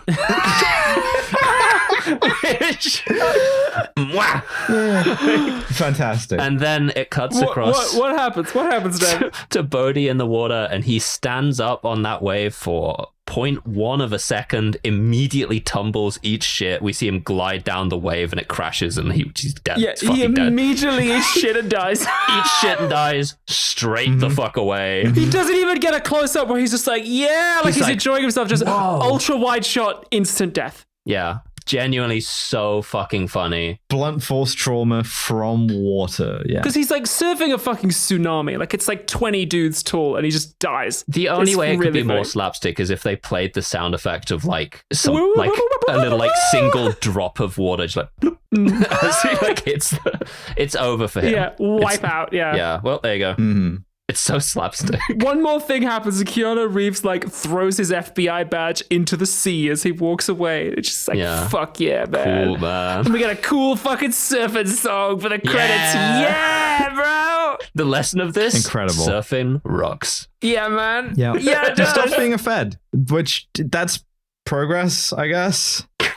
Quits being a Fed. Wait, what is it? What is? Stopping being a Fed. Yeah, true. Stop being a Fed. Start surfing. He becomes a good cop by resigning. Mm-hmm. I mean, resigning in a really surfer-coded way of like flipping your badge into the like surf. But that's littering, but yeah. And also, they'll just start criminal proceedings against you, man. Yeah, man. Probably for that murder you kind of assisted in under duress, like. I know that you're only quitting because you don't want to talk to your boss about having let that guy go just then, but you are going to have that conversation. Kind of anyway. Yeah, like they'll kind of working for the FBI. Yeah, they'll have words. This is a fascinating movie about masculinity. It is. Though. It is. In the sense that it's like gay. the dudes, the homosexual, the sublimated homosexual desire that like is channeled through excitement and through like cop and robber, right? It's like these motherfuckers want to kiss each other, right? Yes, Keanu just spend the movie literally pursuing him. Yeah, he does, and he's the only person that he really cares about. Like, yeah, he does not give a fuck he about saves Tracy. Tyler, but like Tyler, sorry, what's a fucking name? Yeah, but it's like Tyler. Yeah, he like saves her, but like it's not like he. She's there in order to give him the not gays. Yeah. If she wasn't in the movie, absolutely. they'd be like, this guy's gay. 100%. Like if there wasn't some female character here, it would just be. She serves double duty too, because Patrick Swayze is like, I used to be with her, which means I'm not gay. I only hang out with other men, and I have all of my most exciting times and the things that I care about, I only do with other men. How could we be gay? Like, we've all slept once each with this woman. So, can't be gay, hey, for a start. The kind of like anti-gay precautionary woman is like, that's a grim social role. It's no good. It's no good at all. It's like previously the only way that you could like fulfill that was like going to a girls' school next to an all-boys school, and like even then. But so this movie, it's like, it's bad as well in the sense that like the politics of it's a vile object, right? Yeah. Like politically, it's not great. As a movie, of course, it rocks. It's like an extremely well-made movie that rules, and like I enjoyed watching, even though politically it's very bad. It does rock, but it's going to score really highly. Probably, yeah. Yeah. The thing is, it's also like one of those things where it's suffered a bit from like, it feels dated now, but that's largely because it's a victim of its own success. In that, like, everyone parodied it in the years after this. Yeah. Yeah, it's an easy thing to parody. Action movies generally are, right? Because it's a kind of genre with a lot of hubris to it, right? And like, I think a lot of the like camera stuff genuinely kind of like as a technical achievement, legacy. like filming, surfing, ADRing, surfing sequences. I'm like, as a technical achievement, this movie is impressive. There are certain points where I'm like, you could have stuck a long lens on a tripod on a beach and kept the crew dry, but actually the camera takes us out into the waves a fair bit, and I'm like, God, that must have been a fucking nightmare to film. Yeah, genuinely, especially at night. But we don't have to justify any of this subjectively because we have an objective system. It's called the SCUM system. Surfing-based system on this podcast. Yeah. It's called. It stands for surfing, cum. Yeah, that's the rest of it. It's S-cum. Yeah. Yeah. So it stands for surfing, cum. And calm. It stands for smart, cultural insensitivity, unprovoked violence, and misogyny. It was going to drive a bunch of people crazy if I didn't say the actual thing. How smarmy is Point Break? Via con Dios! Yes. It is my answer to that. So fucking pleased with itself. It knows that all of the shit it's putting in is cool. All of Dr. Kelso's lines in the first scene where Dr. Kelso like chews Keanu Reeves out, and he goes, "I guess we must have it." Dumb and full of cum. So, I guess we must have an asshole shortage, and then Keanu Reeves is like, "Not so far." It's so cool. It's good shit. I'm afraid. I love it. It's great, but it is very smarmy. 5? Yeah, I'll go 5. Happily go 5. Yeah, I can see 5. I don't want to get punitive. Cultural insensitivity. Now, the only culture that it shows is South California surfers. Yeah. With which it reflects a diversity. Yeah, exactly. There's all sorts of political opinions. Or robbers. Nazis. Other normal, I guess. Surfers, standard libs. The FBI is mostly white, but you'd say that's accurate. There are some agents of color. It's omission more than anything else, As far as I know, the only black character is one of the Nazis, which... Interesting. But that is how it be these days sometimes. All of our leads are white, which... Yeah, but... Keanu Reeves white is the longest thread in the history of forums, right? Because Keanu Reeves is Asian American, right? Like, fair point. We'll get to the bottom of this. Yeah, well... Get the calipers out. 2, 3? Well, that's the thing. Keanu Reeves' like racial identity in the terms of like selling him for a Hollywood movie in 1991. White. Somewhat more of a vexed question, right? Like English, Native Hawaiian, Chinese, Portuguese. Okay. He's from everywhere. Hey, we just call that American in the business. I think this movie isn't actively culturally insensitive, I would say, but by omission, sure. So on that basis, that gives us what, 2. like a 3? 2? 2 is omission. Sure. Okay. It can't be nothing because people of color exist, but it's not actively harmful or anything.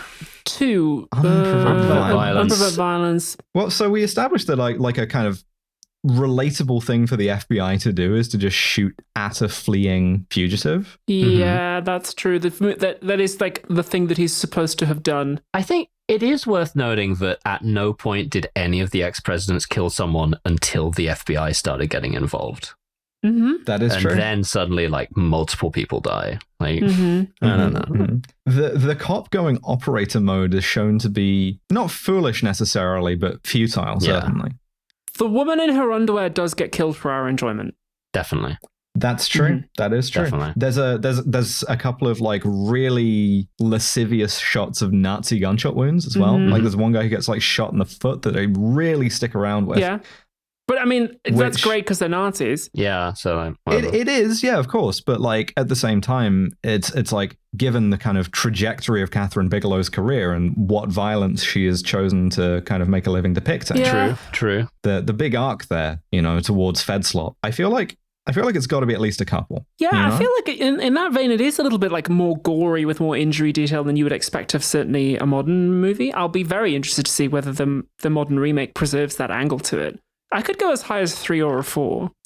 I'd say like a 3 maybe. 3. I can't think of what would bring it above a 3 for me. It's not particularly sadistic. I just kind of... It is, well, it's asking us to kind of handwave Patrick Swayze's murder of 2 people, because on the grounds that surfing is cool. If you're cool enough at surfing, then you can murder 2 people. I'm like, I don't know. He doesn't deserve a happy ending. He should have just gone to jail. Yeah, I don't know. That's true. Again, letting him go out there and surf as a sort of like honorable suicide, which is what the movie like a surfing conceives samurai. of it as, is like, it's sort of confirming everything that he's done in the movie thus far as being like broadly fine. 4? I could see my way to 4, but I think it's a 3 personally. Dev, tiebreaker? 3. Okay, 3, but I know that it's going to pick up some fucking points in this next one. And now misogyny. 7 of them, I would say. Yeah. Yes. Now, this is 2 women. One of them is an FBI computer lady. The other is like, this is rape. This is rape. This is like spy cop shit. There's one female character. There's one woman in the FBI office. There are 2 Nazi broads who sort of get like menaced and then like disposed of for our enjoyment. And our set dressing. It's really bad. I would get into the really punitive zone for this. 8? To be honest. I'd go 8. I think so. Yeah, it's pretty bad. Yeah, like the spy cop shit, it's just atrocious. You can't be doing that. Yeah, and the movie kind of justifies it. Like it never sort of makes even us presents it as romantic. Question Johnny Staffordshire. Yeah, like he goes out of he goes out of his way to say that he's gonna do spy cop shit to her in the scene he finds out about her. Like we see him get saved and then like lock onto her as a target, watch her get changed, go home, like find information about her, deduce like come up with a backstory that is more likely to get her to emotionally connect with him, and then uses that to have sex with her. He watches her get changed. Like 9? I would stick with 8, but I think it's definitely because it's presenting it as like not even that this is like. In some ways, it's worse for this, right? It's not going like this is a thing that makes him particularly cool. Rather, this is just a just natural, normal outcome of like him being a kind of regular guy. Yeah, but right? Obviously he would come up with this because it would help him. So it makes sense that he would do this. And if movies are in the business of like creating expectations and have a normative function, then of course this is rape culture in the most sort of like obvious sense, and this is terrible. I think it's like rape and police culture too. And put it down as an 8. Okay, that gives it a total score of 18, which to me feels like it's getting off a little light. But this is a science-based system. Yeah. It is, but there's just not a ton of unprovoked violence or culture and sensitivity. Same as GoldenEye, if anyone's keeping score. Weirdly, I feel like that kind of tracks. Yeah, that's right. Yeah, it's sort of like of its Same time, year? the 90s. That's I mean, we also do have to say the Kronstein Rosette goes to Nazi shower woman. Yeah. Which exploited Nazi shower woman. Congratulations. Yeah. I'm bringing the rosette to you and I'm going to pin it on you and I'm going, ooh, you got to put some clothes on before I Yeah. Like at least a bra or something, so I can pin this to something. Yeah. Yeah. Troubling. Anything else? Any other awards? My goodness, no. Any good nights? No, Does anyone go above and beyond in the No. case of heroism? I don't think that there are any heroes in the movie. I don't think anyone serves the cause of justice at any point. No, I don't think so either. Yeah, this makes me feel very kind of like nihilistic. Tyler Ann puts her life on the line. The dog Gary gets Busey shoved. ate the fuck out of that meatball sub.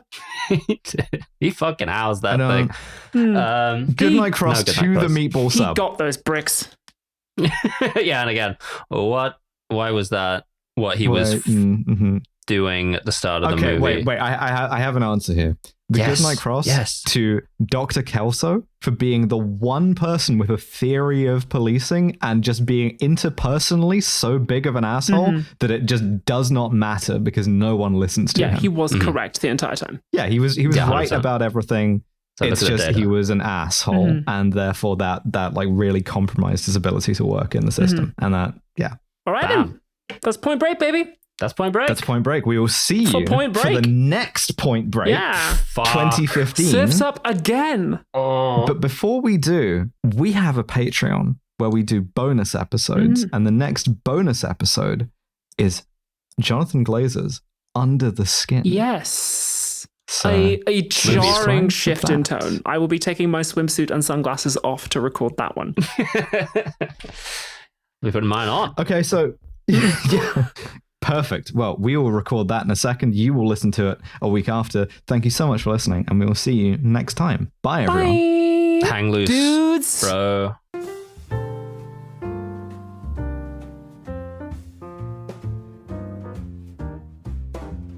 Whoa, dude, thanks for listening to yet another episode of Kill James Bond. Do you want to see if I can do the whole thing? Next episode on the free feed in 2 weeks' time, it's Point Break 2015. But if that is just too long for you to wait, you can go on over to our Patreon. Yeah, I'm losing it. Patreon.com/KillJamesBond, all one word, and sign up today for as little as £5 a month.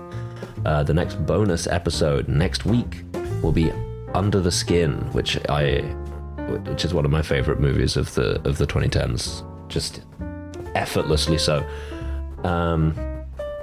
Hey, and speaking of our beautiful Patreon, special thanks to our £15 and above patrons, and those are Lo Bjornsdottir, Candy Fox, Freya Aloysius, Gustavo Lira, Elspeth Hunt, Jordan Gammy, Nick Boris, Mike Berg, Hannah Oberhart, Brooks on Jara Country, Normalized Yearning on Maine, George Rohack, Canada Will Remember Devon's Promise, Drone Lover, Yarrick, Live Free or Cry, Melody Moro Gonzalez, Labor Delenda Est, Blend Together, Olive Oil, Salt, Garlic, Whole Lemon, Rosemary, and Parsley for a nice sauce, Library Hitman, Top O, Trip, Jack Drummond, Mexican Maynard, Vinifera, L Memory, Sorgenfalter, Saiga, Rhododendron, Athena V, Danielle Williams, Molly Powerslide, Ashley, Elite Errands Driving Odyssey Exponentially, K May Be Okay, Staz, Science Daddy, Vita Braver, Anhedonia, Maeve Victoria Roth, Just Shannon for now, Claire, Tim Welsh, Liz Rossi, Forrest L. Novell, Arizona Frog Strangler, I Give You Permission to Get Weird with It,